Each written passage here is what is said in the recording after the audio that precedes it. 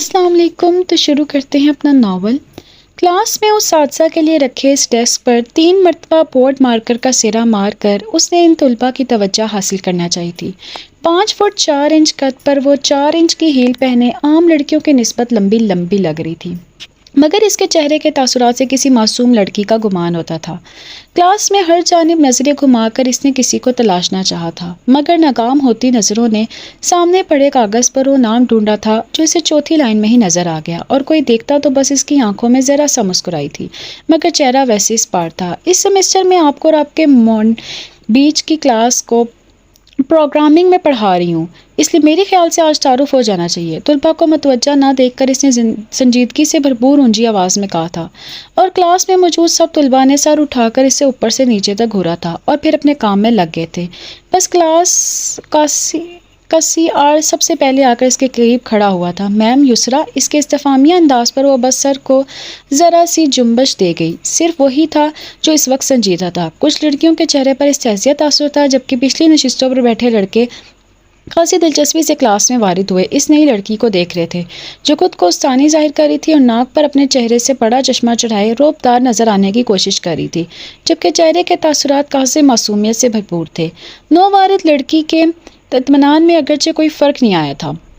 میم آپ سچ کہہ رہی ہیں نا؟ پچھلی نشست سے ایک شرارت سے بھرپور آواز آئی تھی۔ اس نے چشمہ ٹھیک کرتے ہوئے پیچھے بیٹھے امان جہانگیر کو گھورا تھا جو اب کہہ رہا تھا، اگر یہ کوئی پرینک ہے تو آپ کو بتا دوں میم کہ ہم لوگ 7ویں سیمسٹر میں ہیں، پہلے سیمسٹر کی کلاس 7 والی ہے۔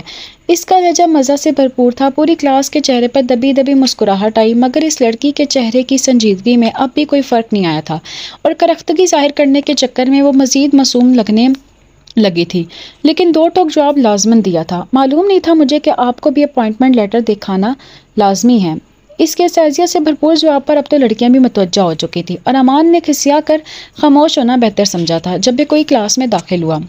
آنے والے نے ایک نظر حیرت سے ڈیسک کے پاس کھڑی لڑکی کو دیکھا تھا، اور دوسری نظر اٹھانے کے قابل وہ نہیں رہا تھا۔ نظر جھکا کر وہ سب سے پچھلی نشست پر جا کر بیٹھ گیا تھا، اور سبھی نے انتہائی حیرت سے آنے والے کی خاموشی دیکھی تھی۔ وہ نووارد انسان امان کی عزت ہوتے دیکھ چکا تھا شاید۔ اس لڑکی کے چہرے پر اب ہلکی مسکراہٹ نے چپ دکھلائی تھی جو فوراً ہی معدوم ہوئی تھی، اور اب وہاں پہلے سے بھی بڑھ کر سنجیدگی تھی۔ ویل آپ کی تعداد 35 ہے۔ وہ کاغذ جس پر پوری کلاس کے طلباء کے نام اور رول نمبر کی تفصیل درج تھی اس کے سامنے تھی۔ اس نے ہاتھ میں پکڑ کر اس کاغذ پر ایک نظر ڈالتے سامنے کلاس کی جانب متوجہ ہو کر اسی سنجیدگی سے کہا تھا، جس میں سے مجھے کم و بیش 20 چہرے دکھ رہے ہیں۔ آپ ہی کا آج تعارف لیتے ہیں، باقاعدہ پڑھائی ہم کل سے شروع کریں گے۔ اب کے ہلکی مسکراہٹ کے ساتھ بھرپور طنز تمام طلباء کے گوش گزار کیا تھا، اور اس کلاس پر اثر ہو جاتا تو کیا ہی بات تھی۔ دائیں جانب سے آپ شروع کریں پلیز۔ دائیں جانب پہلی صف میں بیٹھی فائقہ سلیم کی جانب اشارہ کرتے اب وہ اس ڈیسک سے ہٹ کر کلاس کے شروع میں پڑی ایک خالی کرسی گھسیٹ کر اس پر تسلی سے برجمان ہوئی تھی، اور ان سب کے نام بہت غور سے سنتے اس نے پڑھائی کے متعلق مختلف سوالات بھی پوچھ ڈالے تھے۔ سب سے آخر میں وہ کھڑا ہوا تھا حاضر مہتاب۔ یک لفظی تعارف دیتا ایکسکیوز می کہہ کر وہ اس طرح نظریں جھکائے کلاس سے نکل گیا تھا۔ اس کے چہرے کے تاثرات اب سپاٹ ہوئے تھے۔ کرسی سے کھڑے ہوئے وہ وائٹ بورڈ جلی حروف پہ اپنا نام لکھ رہی تھی، یسریٰ قاسم علوی۔ میرے نام کے علاوہ میرا نہیں خیال کہ میری طرف سے کسی تعارف کو کوئی خاص ضرورت ہے۔ بورڈ مار کر بند کرتے اب اس نے ہلکا سا مسکرا کر کلاس کو دیکھا تھا۔ سر پر پہنا نیلا دوپٹہ اب کندھوں پر آ گیا تھا۔ چاکلیٹ براؤن بال صبح کی طرح ہی کیچر میں مقید تھے۔ وہ کلاس جو اس کی مسکراہٹ میں کھوئی تھی اس کی اگلی ہی بات پر حواسوں میں لوٹی تھی۔ پروگرامنگ کے حوالے سے آپ سب نے 3 سے 5 صفحوں پر مشتمل ایک اسائنمنٹ کل میرے آنے سے پہلے اس ڈیسک پر موجود رکھنی ہے، اور اگر 35 کاپیاں یہاں نہ ہوئیں تو پوری کلاس کی سیشنل 3 نمبر کٹ جائیں گے، اور اس سیمسٹر میں آنے والے ہر اسائنمنٹ کے لیے اس طرح 3 یا 4 نمبر مختص رکھے جائیں گے۔ مسکراتے لہجے میں کہتے اس کی آنکھیں بالکل سنجیدہ تھی، اور ان میں موجود تنبیہ ان تمام طلباء کے لیے کافی تھی۔ اگلی صف میں بیٹھی ارم نواز بولی تھی، پر میم جنہوں نے اسائنمنٹ بنائی ہے ان کا کیا قصور ہے؟ اس کا انداز جھنجھلاہٹ سے بھرپور تھا۔ آنکھوں پر چشمہ لگائے موٹی کی کتاب سامنے رکھے وہ شاید کلاس کے تھیٹوں میں ایک تھی، جس پر یسریٰ کے چہرے پر ایک مسکراہٹ نے بسیرا کیا۔ آپ کا قصور یہ ہے کہ بچے کہ آپ لوگوں نے کسان اور اس کے 4 بیٹوں والی کہانی پڑھی تو بہت مرتبہ ہوگی، اس پر عمل کرنا ترک کر چکے ہیں۔ اب میں چلتی ہوں، کل ملاقات ہوگی انشاءاللہ۔ قدر سنجیدگی سے کہتے اب وہ کلاس سے باہر جا رہی تھی، اور اس کے اس انداز پر پیچھے بیٹھے تمام طلباء اش اش کر اٹھے تھے۔ اس کے جاتے ہی CR کے ہاتھوں میں موجود فون بھی حرکت میں ہوئی تھی۔ جہاں پوری کلاس میں یہ نئی میم چڑیل کے نام سے مشہور ہوئی تھی، وہیں کل تمام طلباء کو اسی کلاس میں حاضری دینے کا کہا گیا تھا۔ جن طلباء کا کل آنا ناممکن تھا، ان کے اسائنمنٹ کی ذمہ داری کچھ قابل طلباء کو دے دی گئی تھی۔ ایک بات جو یسریٰ نہیں جانتی تھی وہ یہ کہ اس کلاس کو واقعی کسان اور اس کے 4 بیٹوں والی کہانی نہ صرف ازبر تھی بلکہ وہ اس کا پوری طرح سے عملی مظاہرہ بھی کرتے تھے۔ اب اس کے ٹیسٹ پر کل 35 اسائنمنٹ لازمی ہونی تھی، پھر چاہے طلباء 2-4 کم ہی کیوں نہ ہو۔ اس کے جاتے ہی حازم اندر آیا تھا۔ امان کے قریب بیٹھتے وہ آج معمول سے زیادہ ہی سنجیدہ تھا۔ امان نے حیرت سے اس کا سنجیدہ انداز دیکھا تھا۔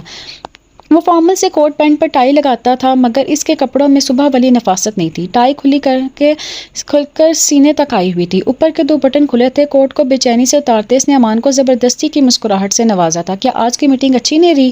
امان کے تکا لگانے پر وہ صدنفی میں ہرا گیا۔ اچھی رہی تھی، بس تھک گیا ہوں آج زیادہ۔ مگر امان کہاں جانتا تھا وہ ذہنی تھکان کی بات کر رہا تھا۔ پروفیسر زمان کے کلاس میں آنے پر وہ دونوں ہی اسائنمنٹ ڈائس کی جانب متوجہ ہوئے تھے اور آج 3 سال بعد دوبارہ اس ڈپارٹمنٹ کا باقاعدہ حصہ بنی تھی۔ 3 سال پہلے آج جب وہ یہاں سے گریجویشن کے بعد شہر چھوڑ کر گئی تھی، تب اس نے نہیں سوچا تھا کہ وہ یہاں واپس آ کر استاد کی حیثیت سے فرائض انجام دے گی، بلکہ یوں جاب تو اس کے مستقبل میں کہیں تھی ہی نہیں۔ مگر حالات ہمیشہ ایک سے نہیں رہتے اور یہ بات اس نے پچھلے 3 سال میں جانی تھی، اور وہ اب بھی یونیورسٹی سے لوٹی تھی۔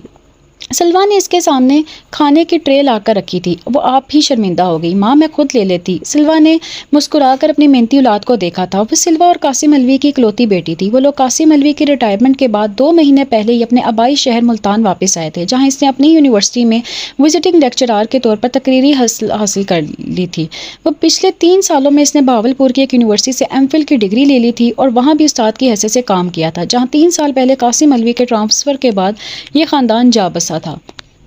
بابا کی طبیعت کیسی ہے؟ ماما کو اپنے سامنے بستر پر براجمان ہوتے دیکھ کر اس نے فکر مندی سے پوچھا تھا۔ بہتر ہے، تم ملی نہیں آج ان سے آ کر؟ ابھی یاد کر رہے تھے، پہلا دن تھا نا ماں، تھکن زیادہ ہوگی، ابھی جاتی ہوں، اس نے نوالہ توڑتے ہوئے تسلی سے کہا تھا۔ حازم سے ملاقات ہوئی؟ سلویٰ نے آنکھوں میں چمک لیے بہت اپنائیت سے پوچھا تھا۔ اس کا ذکر کرتے ان کا لہجہ ایسا ہی نرم ہوتا تھا۔ یسریٰ نے نوالہ پلیٹ میں رکھتے ماں کو دیکھا تھا، منہ میں جیسے زہر گل گیا ہو اور آنکھوں میں نمی، مگر اسی لاپرواہ سے جواب دیا، نہیں بس کلاس میں نظر آیا تھا، پیارا ہو گیا ہوگا نا میرا بچہ۔ ان کی بات پر انہیں دیکھ کر رہ گئی، پھر نوالہ منہ میں ڈال کر چباتے انتہائی سعزیت سے بھرپور انداز میں کہا تھا، ہاں بہت پیارا۔ اس کے انداز پر سلویٰ کو یکدم غصہ آیا تھا۔ بس کر دو یسریٰ، تمہارے باپ کی اس حالت کا ذمہ دار وہ نہیں ہے۔ ماں میں اسے قصوروار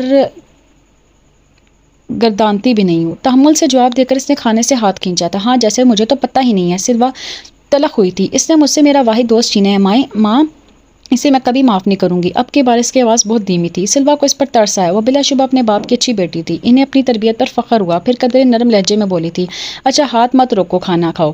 ایک نظر انہیں دیکھ کر یسریٰ نے واپس روٹی کی جانب ہاتھ بڑھایا تھا۔ سلویٰ کو اپنے اکلوتے بھانجے کے لیے برا لگتا تھا، اس لیے وہاں سے بڑبڑاتی اٹھ کھڑی ہوئی تھی، نہیں ذکر کروں گی اب اس کا، بس میرے رشتہ داروں سے ہی مسئلہ ہے سب کو۔ یسریٰ نے تعصب سے ایک نظر ماں کو کمرے سے باہر نکلتے دیکھا تھا، پھر کھانے کی جانب متوجہ ہو گئی۔ اب وہ اتنا بھی اہم نہیں تھا کہ اس کے لیے کھانا چھوڑ دیا جاتا۔ وہ سر جھٹک کر رہ گئی۔ کلاس میں داخل ہوتے ہی اس نے آج تعداد میں خاصا اضافہ دیکھا تھا۔ یہ شاید اس کے کل کے روکھے رویے کا ہی نتیجہ تھا۔ وہ اگر ذرا بھی نرمی کا مظاہرہ کرتی تو یہ طلباء اسے گول کر پی جاتے۔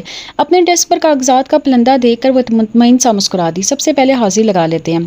کلاس کی جانب متوجہ ہوتے اس نے ایک نظر تمام طلباء پر دوڑائی تھی۔ وہ آج بھی نہیں تھا۔ سر جھٹکتی وہ آج کا ٹاپک وائٹ بورڈ پر لکھنے لگی۔ جب بھی کوئی انتہائی خاموشی سے بغیر اجازت کلاس میں داخل ہوا تھا، حازم مہتاب آؤٹ، تیزی سے مڑ کر یک لفظی بےعزتی کرتے اس نے بورڈ مارکر کا کیپ لگایا تھا۔ حازم نے سامنے آ کر یسریٰ کو اوپر سے نیچے تک دیکھا تھا۔ کل سے اب تک یہ پہلی بار تھا کہ یوں ڈٹ کر کھڑا تھا، ورنہ کل کلاس کے علاوہ بھی 1-2 بار ان کا آمنا سامنا ہو چکا تھا۔ یسریٰ اپنے لیپ ٹاپ کی جانب متوجہ ہونے ہی لگی تھی جب اسے کھڑا دیکھ کر اسے ابرو اٹھا کر وجہ پوچھی۔ کچھ بولنے کے لیے حازم کے لب نیم واہ ہوئے، پھر وہ سختی سے بھیج گیا اور خاموشی سے کمرے سے نکلتا چلا گیا۔ پوری کلاس نے اس کا یہ رویہ بہت حیرت سے دیکھا تھا۔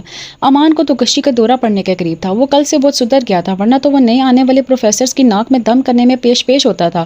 ایسا کوئی دن نہیں ہوتا تھا جب کلاس میں اس کی کسی مسخرہ بنتی سے استاد پریشان نہ ہو۔ کلاس کے اختتام پر سی آرز ڈرتے ڈرتے اس کی جانب آیا تھا۔ اسے اگلے دن کے بارے میں نوٹس کی تفصیلات بتاتے اب وہ پلٹنے لگی تھی جب فراز بول اٹھا، میم حازم بہت ذہین طالب علم ہے، دراصل اس کو اپنے والد کے آفس جانا ہوتا ہے صبح میں، اسی لیے اس نے کلاسز تبدیل کی ہیں اور شام میں لے رہا ہے، مگر وہ کوئی چھٹی بھی نہیں کرتا۔ آپ سے پہلے اساتذہ نے اسے 10-15 منٹ کی چھوٹ دی ہوئی تھی، اگر اب بھی دے دیں تو مہربانی ہوگی۔ فراز کی بات سن کر اس کے چہرے پر ذرا نرم تاثر آیا تھا، مگر اسی سنجیدگی سے وہ بولی، صرف 15 منٹ۔ اس کے بعد انہیں بولیے کہ خود ہی کلاس میں آنے کی زحمت نہ کریں اور یہ اسائنمنٹ سر زمان کے آفس میں پہنچائیں۔ سپاٹ سے لہجے میں کہتے اس نے اسائنمنٹ کے پلندے کی جانب اشارہ کیا تھا۔ اس کے کلاس سے نکلتے ہی فراز اس کا لیپ ٹاپ اور اسائنمنٹ اٹھا کر اس کے پیچھے گیا تھا۔ سر زمان کے آفس کے قریب پہنچ کر اسے حاسم نظر آ گیا۔ اسے آنکھوں میں سب سیٹ کا اشارہ کر کے وہ پڑھنے ہی لگا تھا جب اس کے قریب آ کر اسے یسریٰ کی چیزیں لے گیا۔ یہ میں میم کو دے آتا ہوں، ان سے بات بھی کر لوں گا، اپنے مخصوص مسکراہٹ سے کہتا وہ فراز کو مطمئن کر گیا۔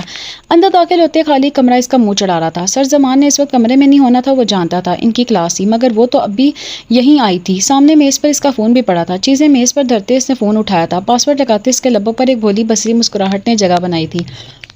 پاسورڈ تبدیل نہیں کیا تھا، وہ وہی تھا صدیوں پرانا جو کبھی حازم نہیں اس کے فون پر لگایا تھا۔ چاہے وہ کتنے بھی فون تبدیل کر لے، پاسورڈ تبدیل نہیں ہوتا تھا۔ وہ پرملال انداز میں مسکرا دیا۔ 3 سال پہلے ایک کی دوستی چھوٹی تھی، ایک کی محبت۔ اب دوستی میں محبت جیسے تکلفات تو نہیں ہوتے نا، وہ بھلا کیوں روک لگاتی؟ روک تو حازم کو لگا تھا نا محبت کا۔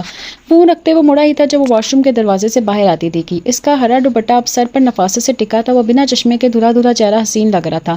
یا حازم مہتاب کو تو وہ ہمیشہ ہی حسین لگا کرتا تھا۔ اسے سامنے دیکھ کر وہ حیران ہوتی، پھر حیران کو پیچھے دھکیلتے اس کی جگہ غصے نے لے لی، مگر حازم کے اطمینان میں کوئی فرق نہیں آیا تھا۔ تمہاری شادی تو ہو رہی تھی؟ آنکھوں میں حیرت لائے وہ مصنوعی افسوس سے بولا تھا۔ یسریٰ کے سر پر لگے تلوؤں پر بجھی۔ اس کی بات کو سن کر وہ غصے سے گویا ہوئی۔ تم مجھے نہیں کہہ سکتے حازم، میں تمہاری ٹیچر ہوں۔ اور کل سے اب تک یہ پہلی مسکراہٹ تھی جو حازم کے چہرے پر آئی تھی۔ اس کے بالکل سامنے کھڑا ہو کر اس کی آنکھوں میں جھانکتا وہ دل چلانے والی مسکراہٹ لبوں پر لا کر بولا تھا، تمہیں میں اپنی زندگی میں تو کبھی آپ نے کہوں گا، مستقبل میں ہمارا رشتہ اجازت نہیں دے گا نا؟ ایک کی شرارت تو دوسرے کی غصے کی رگ پھڑپڑا رہی تھی۔ دائیں آنکھ تو باتا اس کا دل چلا کر وہ کمرے سے باہر نکل چکا تھا، اور وہ جو کل سے اس کی حیرت کو اس کا سدھرنا سمجھے بیٹھی تھی سر پکڑ کر رہ گئی۔ کمرے سے باہر آتے اس کے لبوں پر اس کی ہمیشہ والی شرارتی مسکان تھی۔ استانی صاحبہ سے پہلی ملاقات کا خاصا اچھا اثر پڑا تھا اس پر۔ کل اس کو اپنی کلاس میں دیکھ کر وہ بہت حیران ہوا تھا۔ اسے اس کے شہر میں واپس آنے تک کا نہیں معلوم تھا، اور نہ جانے کیا کیا اس کے گھر والوں نے اسے چھپایا تھا۔ وہ دانت پیس کر رہ گیا، اور گھر جا کر اس نے اپنی بہن کے اچھے سے کلاس لی تھی۔ اس کی جاب کا تو حوریہ کو بھی نہیں پتا تھا، مگر اس کی زندگی میں رونما ہونے والی باقی محرکات سے وہ آگاہ تھا۔ چاہے وہ اس سے ناراض تھی، مگر اپنی خالہ سے آپا کی خیر خبر لینا نہیں بولتی تھی۔ پچھلے 3 سال میں اس نے یسریٰ سے کوئی بات نہیں کی تھی، مگر پتہ اسے سب تھا۔ حوریہ نے اسے اپنی اور یسریٰ کی ہونے والی آخری بات کا بھی بتایا تھا، جو اس کے نکاح والے دن کال کر کے حوریہ نے اپنی بھڑاس نکالی تھی، اور حازم کو یسریٰ کے لیے برا لگا تھا۔ پچھلے 3 سال میں ان سب کی زندگیوں میں بہت تبدیلیاں آئی تھیں۔ ان رشتوں کے بیچ ہزار فاصلے آئے تھے، مگر انہوں نے حالات کی بہتی دھارا کے رخ پر اپنی زندگیوں کو موڑ لیا تھا۔ رات کے 8 بجے وہ تمام کاموں سے فارغ ہوئی تھی۔ گھر آ کر کچھ وقت بابا کے ساتھ بیٹھی تھی۔ اب جو فراغت آئی تھی تو اس نے دونوں کلاسوں کی اسائنمنٹ کے پلندے سامنے رکھے تھے۔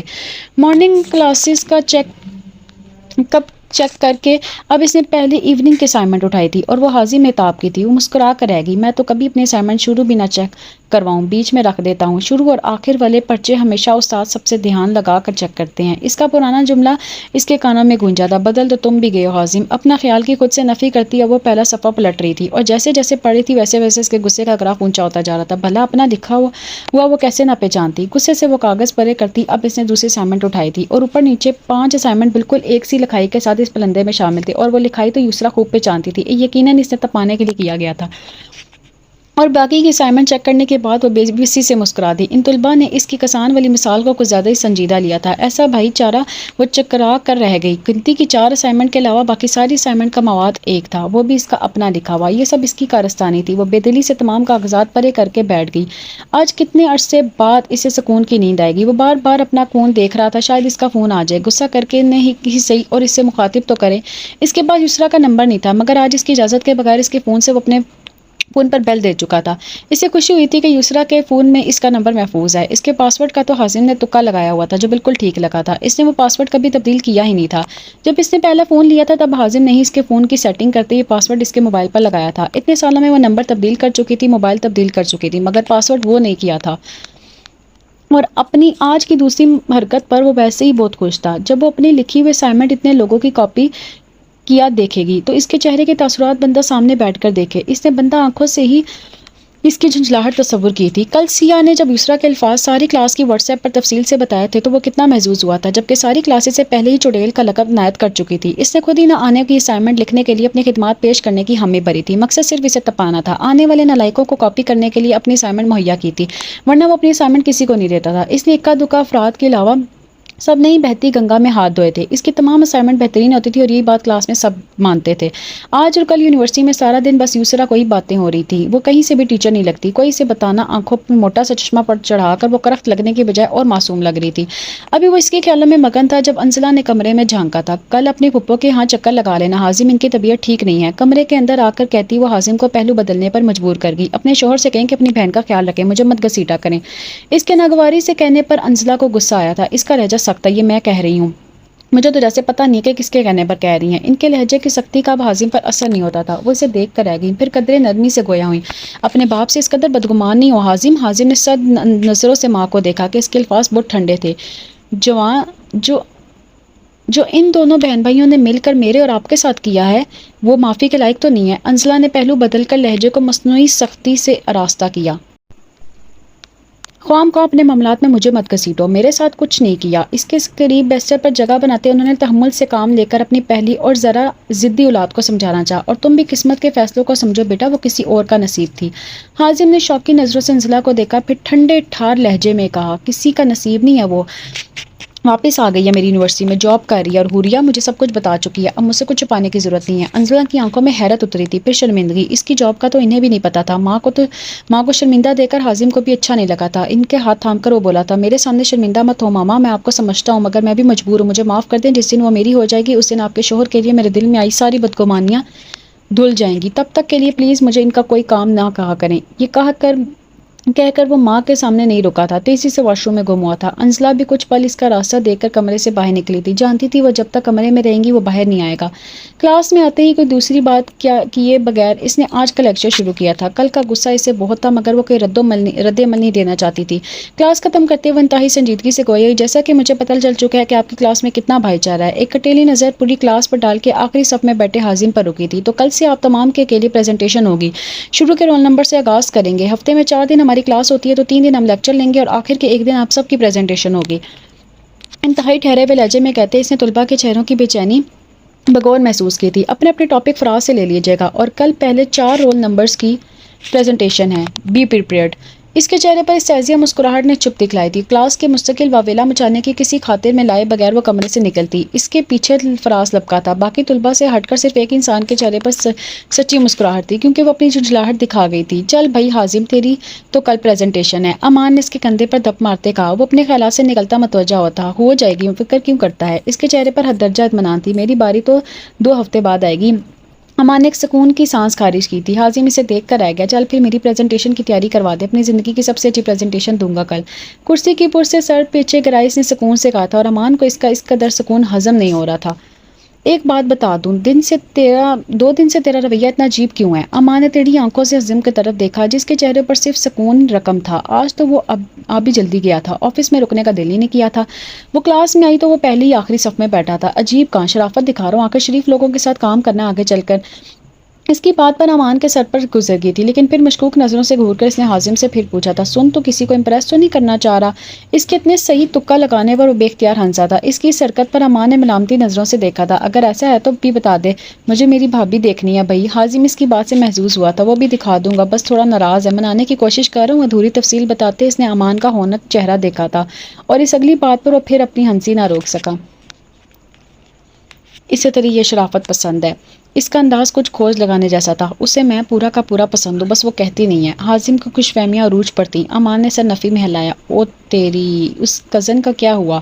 اور تیری، وہی تو ہے۔ یہ کہتے حازم کی آنکھوں میں ایک الگ ہی چمک تھی۔ امان نے مسحور کر نظروں سے وہ چمک دیکھی تھی، پھر بے یقینی سے پوچھا تھا، وہ واپس آ گئی؟ حازم کے چہرے پر شرارت واپس آ رہی تھی، اور اپنی اگلی بات سے وہ امان کے سر پر آسمان توڑ چکا تھا۔ تمیز سے بات کر اس کے بارے میں، آخر تیری تو ٹیچر ہے وہ۔ امان نے کچھ دیر رک کر اپنے دوست کو دیکھا، پھر ذرا ہکلا کر پوچھا تھا، کون کس کی بات کر رہا ہے؟ حازم نے مسکرا کر دائیں آنکھ دبائی تھی، زبان خاموشی، اور آج کل کچھ زیادہ ہی خوش تھا۔ ناک کر چڑیل۔ امان انگشت بدندان رہ گیا تھا، مگر حازم کے گھورنے پر وہ سیدھے طریقے سے بولا تھا، میرا مطلب ہے مس یسرا۔ امان کے لیے یقین کرنا محال تھا۔ حازم سر جھٹک کر شرارتی انداز میں اسے یوں ہی ہوا میں معلق چھوڑ کر کمرے سے باہر نکلا تھا۔ اگلا لیکچر لینے کا اس کا موڈ نہیں تھا۔ امان بہت مشکل سے اس کی معلومات کو اپنے دماغ میں پروسیس کر کے اس کے پیچھے لپکا تھا۔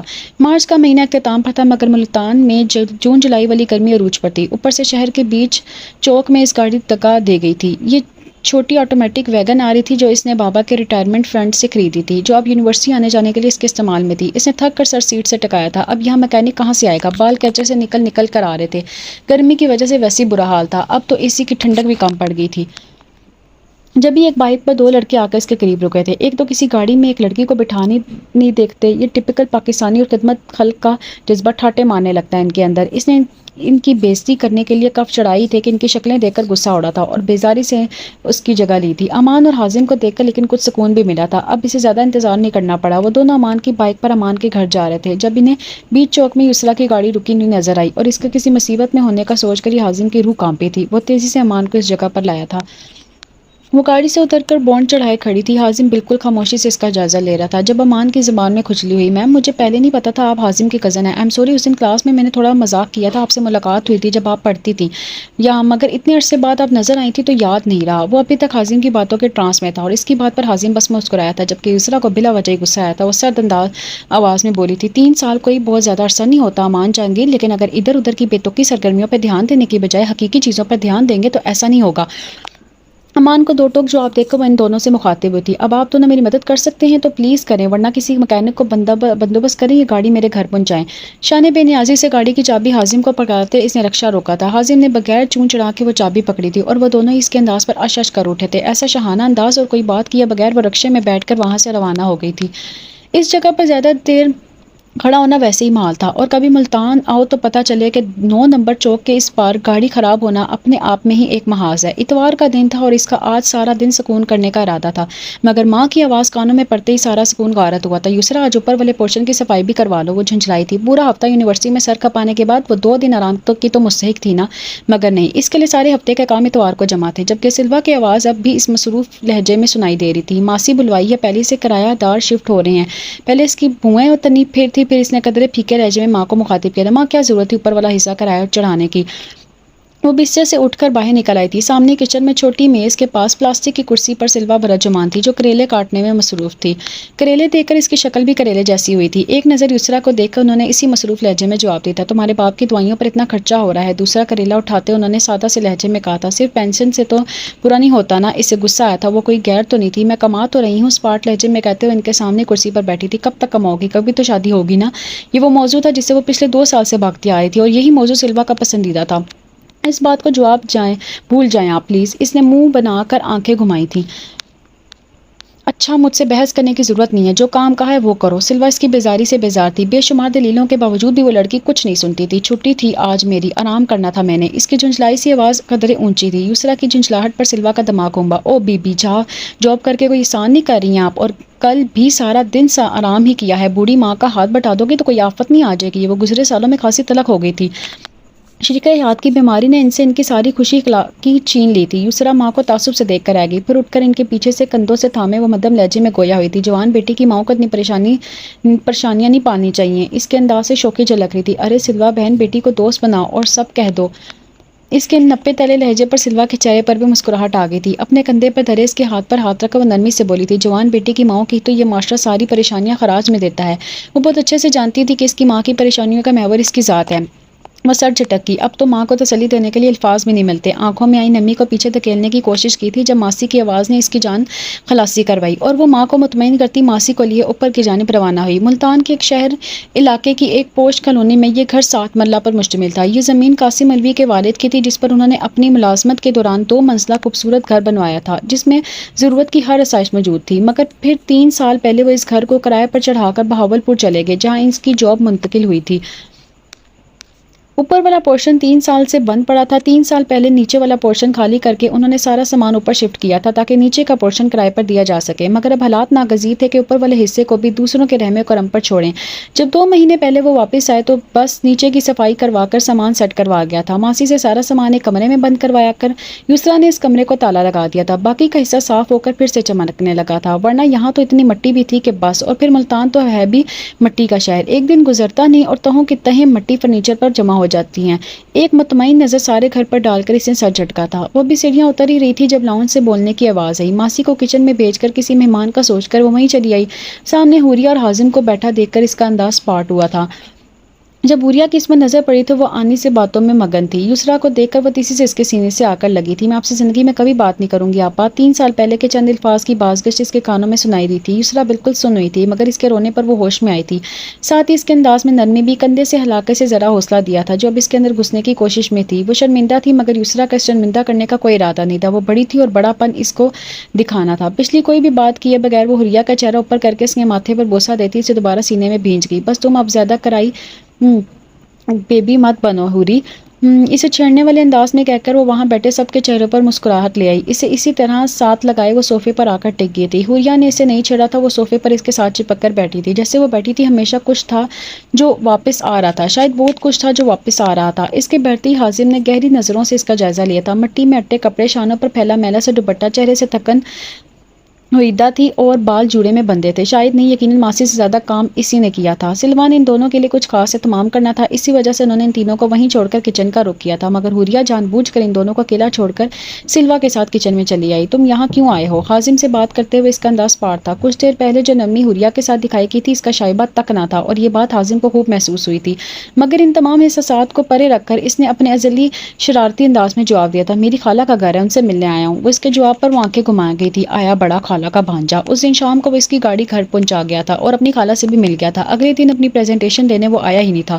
حازم کی طرف سے فراز نے ڈین کی دستخط شدہ چھٹی کی درخواست دی تھی۔ اب اس کی پریزنٹیشن یسریٰ نے سب سے آخر میں لینی تھی۔ وہ کچھ دیر وہاں بیٹھ کر اپنے کمرے میں آ گئی تھی۔ بستر پر نیم دراز ہوتے وہ ابھی بھی ان کی موجودگی محسوس کر سکتی تھی۔ وہ دونوں ابھی بھی باہر تھے اور اسے باہر سے باتوں کی آوازیں ابھی بھی آ رہی تھی۔ اس نے تکیے میں منہ دے کر ان آوازوں سے چھٹکارا پانا چاہا۔ حاجی بھائی اٹھ جو، آپا آئی ہیں۔ 15 سال حوریہ اس کے کان کے پاس آ کر چیٹی تھی۔ یسریٰ اسے سوال سے زیادہ جوابانہ انداز اپنایا تھا اور پل میں اس کی نیند ہوا ہوئی تھی۔ ننگے پیر ہی نیچے لاؤنج کی جانب بھاگا تھا۔ پیچھے حوریہ نفی میں سر ہلا گئی تھی۔ وہ لاؤنج میں پہنچا تو ابھی ہی کاغذات کا ایک پلندہ اٹھائے بمشکل لاؤنج میں صوفوں کے پاس پہنچی تھی اور اتنے نوٹس دیکھ کر اس کی آنکھیں کھلی کی کھلی رہ گئی تھی۔ یہ سب کون پڑھے گا؟ حازم کا حال میں کمپیوٹر سائنس میں داخلہ ہوا تھا، جبکہ یسریٰ اسی ڈپارٹمنٹ میں آخری سال کی طالبہ تھی۔ ویسے تو اس نے ہی یسریٰ سے اس کے استعمال شدہ نوٹس مانگے تھے، وجہ شاید کچھ اور تھی، مگر اتنے اٹھا لائے گی اس کے وہم و گمان میں بھی نہیں تھا۔ ارے تم ہی پڑھو گے، اور گاڑی میں ابھی 2 بیگ اور بھی ہیں، اس کے علاوہ کچھ بکس ہیں، تمہیں بالکل پریشانی نہیں ہوگی پڑھائی میں۔ حازم کا دماغ گھوما تھا اور چہرے پر زبردستی کی مسکراہٹ لائے اس نے شکریہ ادا کرنا چاہا تھا جب وہ دوبارہ بول اٹھی، اور میں سمجھاؤں گی نا تمہیں، سب ڈھنگ سے سمجھ آ جائے گی۔ اور لمحے بھر کی بات کی تھی اور زبردستی کی مسکراہٹ بالکل حقیقی مسکراہٹ میں تبدیل ہوئی تھی۔ یہ پہلے سیمسٹر کے نوٹس ہیں تو سارے میں نے علیحدہ کر رکھے ہیں۔ اس نے ہاتھ میں موجود پلندہ دھپ سے سامنے میز پر دھرا تھا، جس میں سے کچھ مٹی جھڑے تھے، خود وہیں صوفے پر ڈھیر ہوئی تھی۔ پاؤں پر رکھ کے بیٹھتے اس نے آلسی پن کی اعلیٰ مثال قائم کرتے ملازم سے پانی منگا تھا، اور وہ بس دیکھ کر رہ گیا، جبکہ پچھلے 3 سال کے باقی نوٹس بیگز میں ہیں۔ یسریٰ کے لاپرواہی سے بولنے پر حازم کو سر چکرا کے رہ گیا تھا۔ اتنا کون پڑھتا ہے یسریٰ؟ اس کی آنکھیں حیرت کی زیادتی پر پھٹی تھیں، اور اس نے حازم کی بات کو ہوا میں اڑا کر رازدانہ انداز اپناتے ہوئے بالکل ہلکی آواز میں کہا تھا، اچھا سنو، آمنہ کو مت دینا، مجھے وہ لڑکی بالکل نہیں پسند۔ اس کی پھوپھی زاد کا نام لیتے یسریٰ کے لہجے میں ہلکی سے ناگواریت کی جھلک تھی، اور وہ ہنس دیا، پریشان مت ہو، مجھے بھی نہیں پسند۔ حازم کی بات پر یسریٰ نے سکھ کا سانس اندر کھینچا تھا، مگر پھر شرارت سے بھرپور انداز میں گویا ہوئی، تمہاری پھوپھو کی بیٹی ہے، وہ سوچ لو۔ وہ اسے تپانا چاہتی تھی، مگر حازم کا ارادہ تو کچھ اور ہی تھا۔ آنکھوں میں بھرپور شرارت لیے اس نے مصنوعی سنجیدہ لہجہ اپنایا تھا، تم بھی میری خالہ کی بیٹی ہو، یہ نہ سوچوں۔ یسریٰ نے اس کی بازو پر ایک دھپ لگائی تھی، بکواس نہیں کرو، میں تم سے بڑی ہوں، آپا کہا کرو مجھے حوری کی طرح۔ حازم کے منہ میں کریلا گھولا تھا، پھر منہ بناتے ہوئے بولا تھا، صرف 1 سال بڑی ہو، اس سے کیا فرق پڑتا ہے؟ یسریٰ نے ہونٹ پینچ کر اس کی اداکاری دیکھی تھی، تھپڑ پڑے گا، سارے فرق سمجھ آ جائیں گے۔ حازم نے اسے تم نہیں سمجھ سکتی والی نظروں سے دیکھ کر بات کو رفع دفع کیا اور بات بدلنے کی غرض سے پوچھا تھا، اچھا آئی کیسے ہو؟ ملازم نے پانی کا گلاس پکڑتے یسریٰ نے لاپرواہی کے ریکارڈ قائم کرنے کا جواب دیا تھا، آنی نے گاڑی بھیجی تھی، سمجھ کر سر ہلاتا اب حازم گردن گھما کر ماں کو ڈھونڈ رہا تھا، اور خود کہاں ہے تمہاری آنی؟ سلمیٰ آنٹی کے ہاں گئی ہیں، انہی کو چھوڑتے ہوئے خان بابا نے مجھے لیا تھا، آ جائیں گی گھنٹے تک۔ اس کی ماں کا شیڈول اسے بتاتے یسریٰ نے حازم پر ایک جتاتی نظر ڈالی تھی، اور وہ بغیر شرمندہ ہوئے اس کے برابر میں بیٹھنے لگا تھا جب وہ اس کے کندھے پر ہاتھ مار کر اٹھا گئی تھی۔ حوریہ جو وہاں بھی آئی تھی اسے ہاتھ کے اشارے سے اپنے پاس بلاتے اب یسریٰ نے حازم سے کہا تھا، چلو کچھ کھلا ہی دو۔ جو اس کے خود کو اٹھانے پر ششدر تھا، حوریہ کو اس کی جگہ بناتا دیکھ کر مٹھیاں بھینچ گیا، لیکن کر بھی کیا سکتا تھا؟ پھر نرم نظروں سے ان دونوں کو دیکھتے گویا ہوا، ہاں ابھی آرڈر کرتا ہوں۔ وہ کمرے سے اپنا فون لانے مڑا ہی تھا کہ پیچھے سے آتی یسریٰ کی آواز پر بس مسکرا دیا، جوتے تو پہنو۔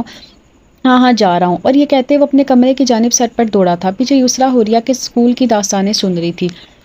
حازم کا پہلا سال اختتام کی جانب گامزن تھا، جبکہ یسریٰ کا بھی آخری سیمسٹر شروع ہو چکا تھا۔ وہ زور و شور سے پڑھائی کرنے میں مگن تھی، اس سے اب حازم سے بھی زیادہ بات کرنے کا وقت نہیں ملتا تھا۔ تبھی آج حازم اسے یونیورسٹی سے لے کر ایک ریسٹورانٹ میں آیا تھا۔ وہ خود بھی کچھ اداس تھی، تب بھی کوئی بہانہ کیے بغیر اس کے ساتھ موجود تھی۔ اب جلدی سے پریشانی بولو اپنی۔ ویٹر کو آرڈر لکھوا کر وہ بالکل سامنے بیٹھا تھا۔ ایک نظر حازم کو دیکھ کر اس نے بولنا شروع کیا تھا، پتہ نہیں کیا ہے یار، بابا کا تبادلہ کر رہے ہیں، میرے آخری امتحان کے بعد ہم لوگ بھاولپور چلے جائیں گے، ابھی تو سے بابا جا رہے ہیں۔ اس کا انداز جھنجھلاہٹ سے بھرپور تھا۔ قاسم صاحب ایجوکیشن سیکٹر میں گورنمنٹ ملازم تھے، اسی یونیورسٹی کے ایڈمن سیکٹر میں اس کی جاب تھی، جو اب بھاولپور کے اسلامیہ یونیورسٹی میں منتقل ہو گئی تھی۔ 3 سال اس کی ریٹائرمنٹ میں رہ گئے تھے، سکون سے جاب کرنے دیں، مگر نہیں۔ حازم نے سر جھٹکا، خوش تو وہ بھی نہیں تھا اس کے جانے سے، مگر کیا کہہ سکتے ہیں۔ تبھی اس کو بہتر کرنے کے لیے وہ بولا، ان کی پروموشن ہو رہی ہے یسریٰ۔ یسریٰ نے آنکھیں گھمائی تھیں، سامنے رکھا ایک ٹشو نفاست سے طے کرنا شروع کیا تھا۔ ہاں وہ تو ہو رہی ہے، مگر پھر بھی جانا تو ضروری ہے نہیں ہے نا۔ اداسی اب بھی اس کے لہجے میں رائج تھی، مگر اس کا گراف کم ہو چکا تھا۔ پھر وہ ٹشو اسی نفاست سے اپنے بیگ میں رکھتے اس نے بات کا رخ موڑا تھا۔ اچھا چھوڑو اس بات کو، اب مجھے آئندہ تم نے یونیورسٹی میں نہیں بلانا سب کے سامنے، اچھا نہیں لگتا نا۔ وہ تمہاری کلاس فیلو کیسے گھور رہی تھی کینٹین میں، دیکھا تھا؟ صبح کی بات یاد دلاتے اس نے حازم کو ٹوکا لگایا تھا، تم اس کو چھوڑو، بہت چپکو لڑکی ہے۔ تمہیں میں نا ایک بہت زبردست فیچر کے بارے میں بتاتا ہوں۔ ایک تو یہ لڑکا کسی لڑکی کو گھاس ہی نہیں ڈالتا کہ بندہ تھوڑی تفریح کر لے، وہ سوچ کے رہ گئی، اور اب وہ تو بے توجہی سے اسے بولتا سن رہی تھی۔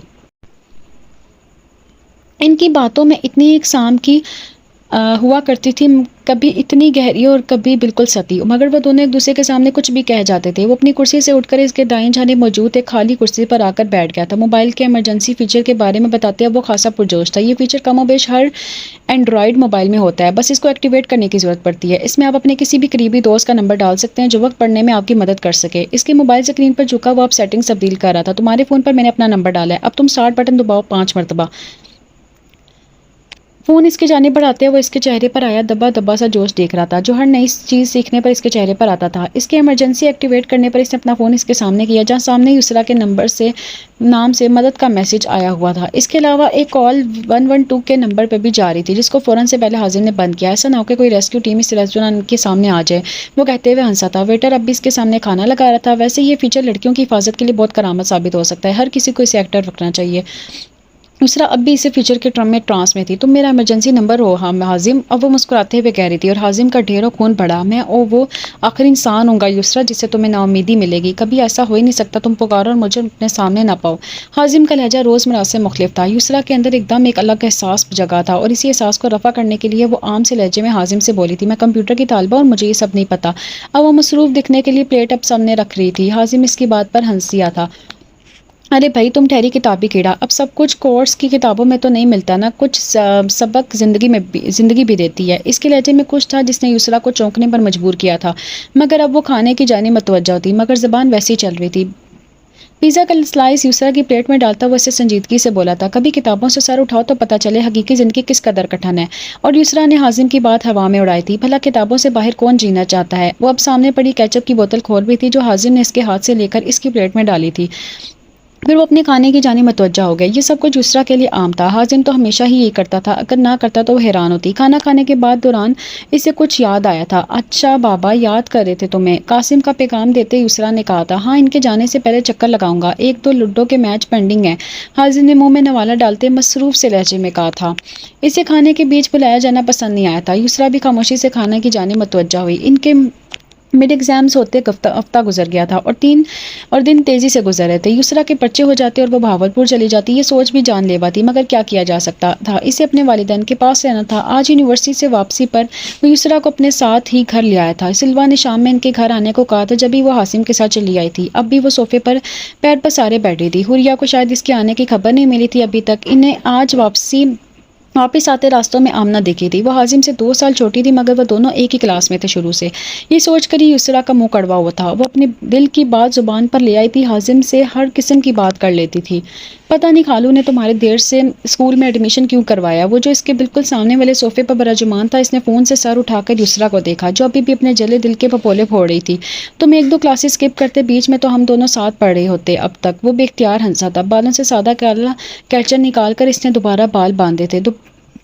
دوپٹہ لاپرواہی سے ساتھ پڑا تھا۔ یہ ساری لاپرواہیاں جانے اسی کے سامنے کیوں ہوتی تھی؟ وہ سوچ کر رہ گیا تھا، کیونکہ یسریٰ لاپرواہ قسم کی لڑکی نہیں تھی۔ وہ نگاہوں کا زاویہ بدل گیا۔ اب تو مس آمنہ کی بچی کے برابر اتنا اتراتی ہے وہ۔ حازم یہ ٹاپک سمجھا دو، حازم یہ بک دے دو، منہ ٹیڑھا کر کے بولتی یسریٰ، جو اسے بے ساختہ پیار آیا تھا۔ جب بھی پیچھے سے آتی حوریہ کی ہانک پر وہ مسکرا دیا۔ آپا، آپ انہیں نظر انداز کیا کریں، ہم میں سے کوئی ان سے بات نہیں کرتا، مجھے تو اتنا ڈانٹتی ہیں وہ، صرف 3 سال بڑی ہیں اور ایسے اوپر سے آتی ہیں جیسے 30 سال بڑی ہوں۔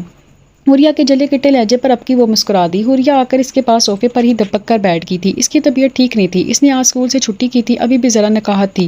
خیر محسوس طریقے سے اس کا ماتھا چیک کر کے یسریٰ نے اسے خود سے لپٹا لیا۔ تو تمہیں کیا پریشانی ہے؟ 2-3 سال جاب کرو، میری پڑھائی بھی ختم ہو جائے گی، حازم نے سکون سے کہا تھا، مگر یسریٰ کی اگلی بات نے اس کا یہ اطمینان چھینا تھا۔ ارے نہیں بھائی، میں نے اس جاب واب کے جھنجٹ میں پڑنا ہی نہیں ہے۔ اللہ تعالیٰ ہم لڑکیوں کو ایک قدر شوہر دیتے ہی کیوں ہیں؟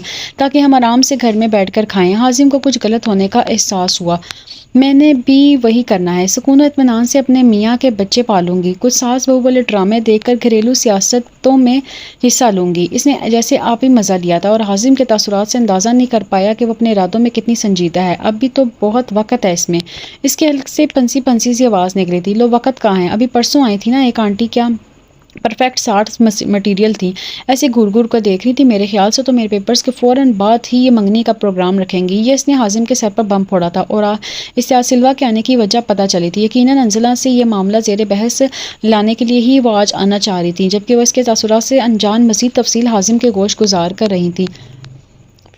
وہیں باولپور کی ہیں وہ خاتون، شاید یہاں بات بن جائے، وہاں شفٹ ہو کر آرام سے منگنی کریں گے، کوئی 4-6 مہینے کے لیے، اس کے بعد شادی۔ اس کے چہرے کے سکون اور اطمینان نے حازم کو ایک بات تو سمجھا دی تھی کہ وہ محبت کی کشتی کا اکیلا مسافر ہے، اور یہ کہ یسریٰ اس معاملے میں اس کی کوئی مدد کر ہی نہیں سکتی، اس کو اپنی مدد خود ہی کرنی پڑے گی۔ حوریہ ابھی تک یسریٰ کے کندھے سے لگی بیٹھی تھی۔ وہ اپنی آپا کے نادر خیالات جان کر ان سے متفق بھی تھی، لیکن اچھا اسے بھی نہیں لگ رہا تھا کہ اس کی آپا شادی کے بعد بہاولپور چلی آئیں گی۔ ان کا بیٹا ایسا ہی سوسو ہے، سچ کہوں تو عجیب توڑی کی شکل کا بندہ ہے۔ توبہ توبہ کہنا نہیں چاہیے، بیچارے ہونے والے شوہر ہوں گے مگر پاکستان میں ایوریج شوہر اسی شکل کے ہوتے ہیں۔ I am happy. آخر میں اس لڑکے پر بھی تبصرہ کر کے وہ اپنے خیالات بتا گئی تھی۔ بہاولپور کا ذکر کرتے اس کے انداز میں اس دن والی اداسی کہیں نہیں تھی۔ حازم کی حالت ایسی تھی کہ کاٹو تو لہو نہیں بدن میں۔ یسریٰ کو کسی اور کے ساتھ تصور کرنا ہی اس کے لیے محال تھا۔ وہ سختی سے آنکھیں میچ گیا، جبکہ وہ مزید بول رہی تھی، ویسے تم میری اکلوتی سہیلی ہو جس سے میں اس قسم کی ساری باتیں کر لیتی ہوں، یہ تو میری جان، ایسے کیا چھپانا۔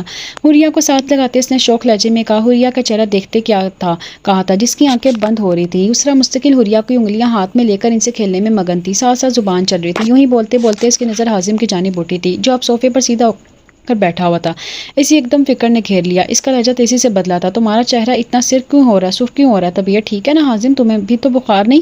حوریہ کو پیچھے کرتے اس نے ٹیک چھوڑ دی تھی۔ اس کی فکر مند سی آواز حازم کو خود کا مذاق اڑانے جیسی لگی۔ وہ مٹھیاں بھینج کر وہاں سے اٹھ گیا۔ یسریٰ کو اس کا انداز عجیب لگا۔ انہیں جانے دے، میری شادی بھی آپ بہاولپور ہی میں کروائے گا۔ حوریہ نے واپس اس کو پیچھے کرتے اس کے کندھے پر سر ٹکا دیا تھا۔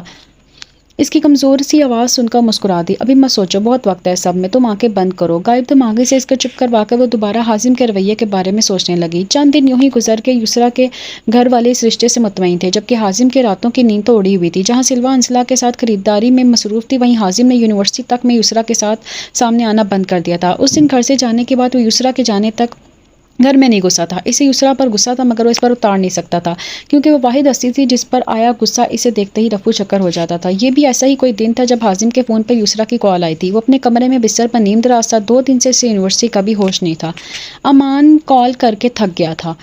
میں 2 مہینے میں بہاولپور چلی جاؤں گی۔ حازم کے کال اٹھاتے ہی وہ لگاتار بولنا شروع کر چکی تھی، جبکہ حازم نے ضبط سے آنکھیں بند کی، اٹھ کر بیڈ پر بیٹھا تھا۔ تم نے تو یہ زیادہ ہی سنجیدہ لے لیا یونیورسٹی میں نہ ملنے والی بات کو، پتہ بھی ہے 2 ہفتوں سے شکل نہیں دکھائی ہے تم نے مجھے اپنی، کوئی خیال ہے تمہیں؟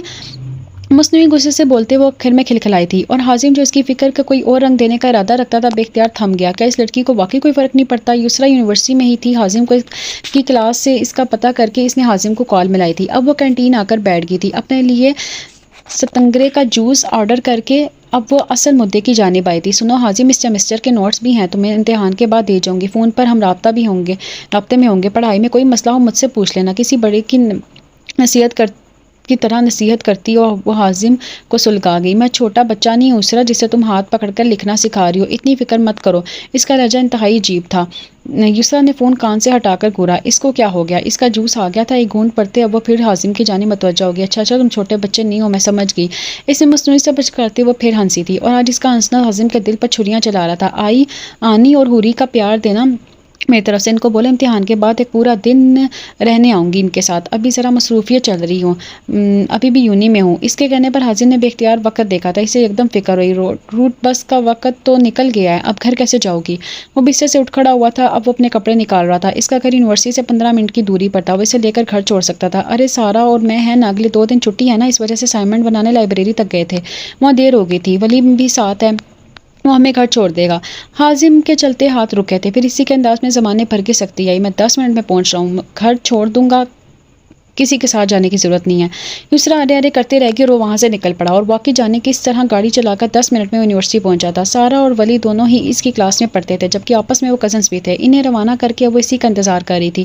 اس کے آتے ہی وہ مستقل اسے گھورتے ہوئے گاڑی میں بیٹھی تھی۔ پتہ بھی ہے اس دن میں تمہارا انتظار کرتی رہی اور تم آتے ہی نہیں۔ اس طرح بیٹھتے ہی اس کا شکوہ کرنا حازم کے لبوں پر مسکراہٹ لے آیا۔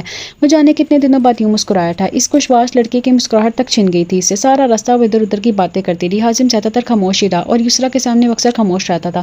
وہ زیادہ بولنے والی لڑکی نہیں تھی، مگر حوریہ اور حازم اس کے واحد دوست تھے جن کے سامنے وہ بلا تکان بولتی جاتی تھی۔ یونیورسٹی میں بھی اس کا کوئی دوست نہیں تھی، لیکن سب سے اچھی سلام دعا تھی اچھی۔ اس کے واحد دوست سلویٰ تھی، جس سے وہ اپنے دل کی ہر بات بلا تکلف کہہ جاتی تھی، اور ماؤں سے اچھا دوست بھلا کون ہوتا ہے۔ اس کے گھر چھوڑتے وہ خود بھی اس کے ساتھ اندر آیا تھا۔ حازم کو لاؤنج میں بٹھا کر اس نے اماں کو اس کے آنے کا بتایا تھا۔ خود وہ کمرے میں فریش ہونے گئی تھی۔ پتہ ہے کتنے دن بعد مل رہی ہوں آنی سے، مصنوعی انداز میں اس کے کان کھینچتے سلویٰ نے ذرا سا شکوہ کیا تھا، اور وہ مسکرا بھی نہ سکا۔ میرے پاس تو شکاریوں کا انبار ہے آنی۔ اس کے روحانسی انداز پر سلویٰ کو کچھ غلط ہونے کا احساس ہوا۔ انہیں وہ اپنی بیٹی سے بھی زیادہ عزیز تھا۔ وہ دونوں بہنیں جس قدر ایک دوسرے کے قریب تھیں، ایک دوسرے کی اولاد سے انہیں اتنی ہی محبت تھی، مگر حازم کے لیے سلویٰ کی محبت سب پر حاوی تھی۔ وہ پریشان ہوا اٹھی۔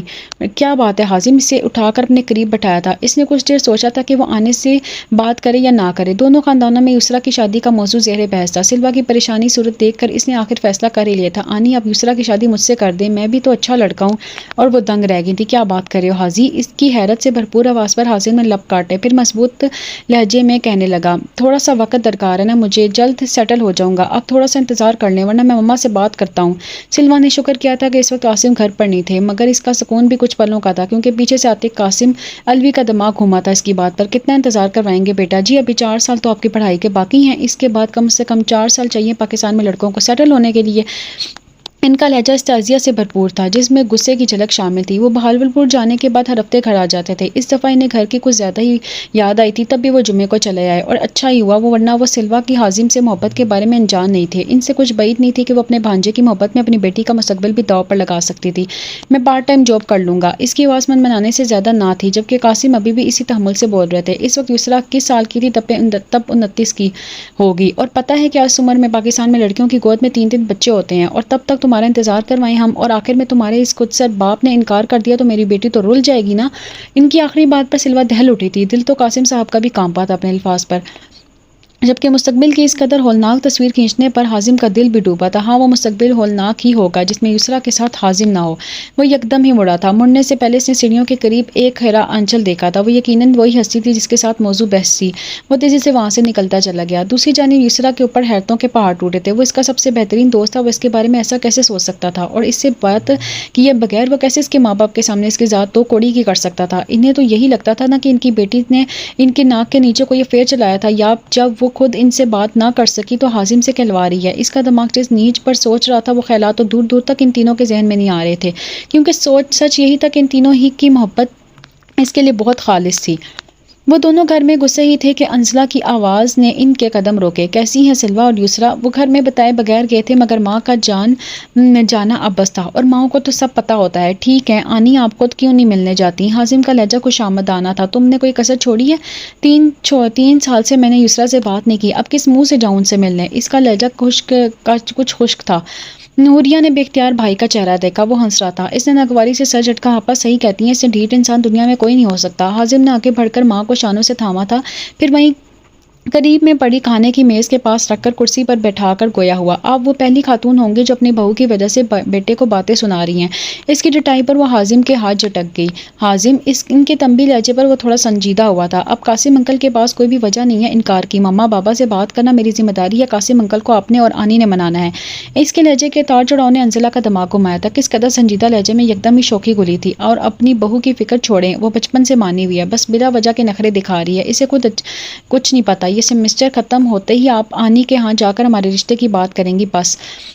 اسے دو ٹوک لہجے پر انزلہ کے ساتھ ساتھ حوریہ بھی دنگ تھی۔ تمہارا دماغ ٹھیک ہے؟ 3 سال جو اس کے ساتھ کیا تم دونوں نے، وہ تم دونوں کی شکلیں دیکھ رہی ہیں بہت ہیں۔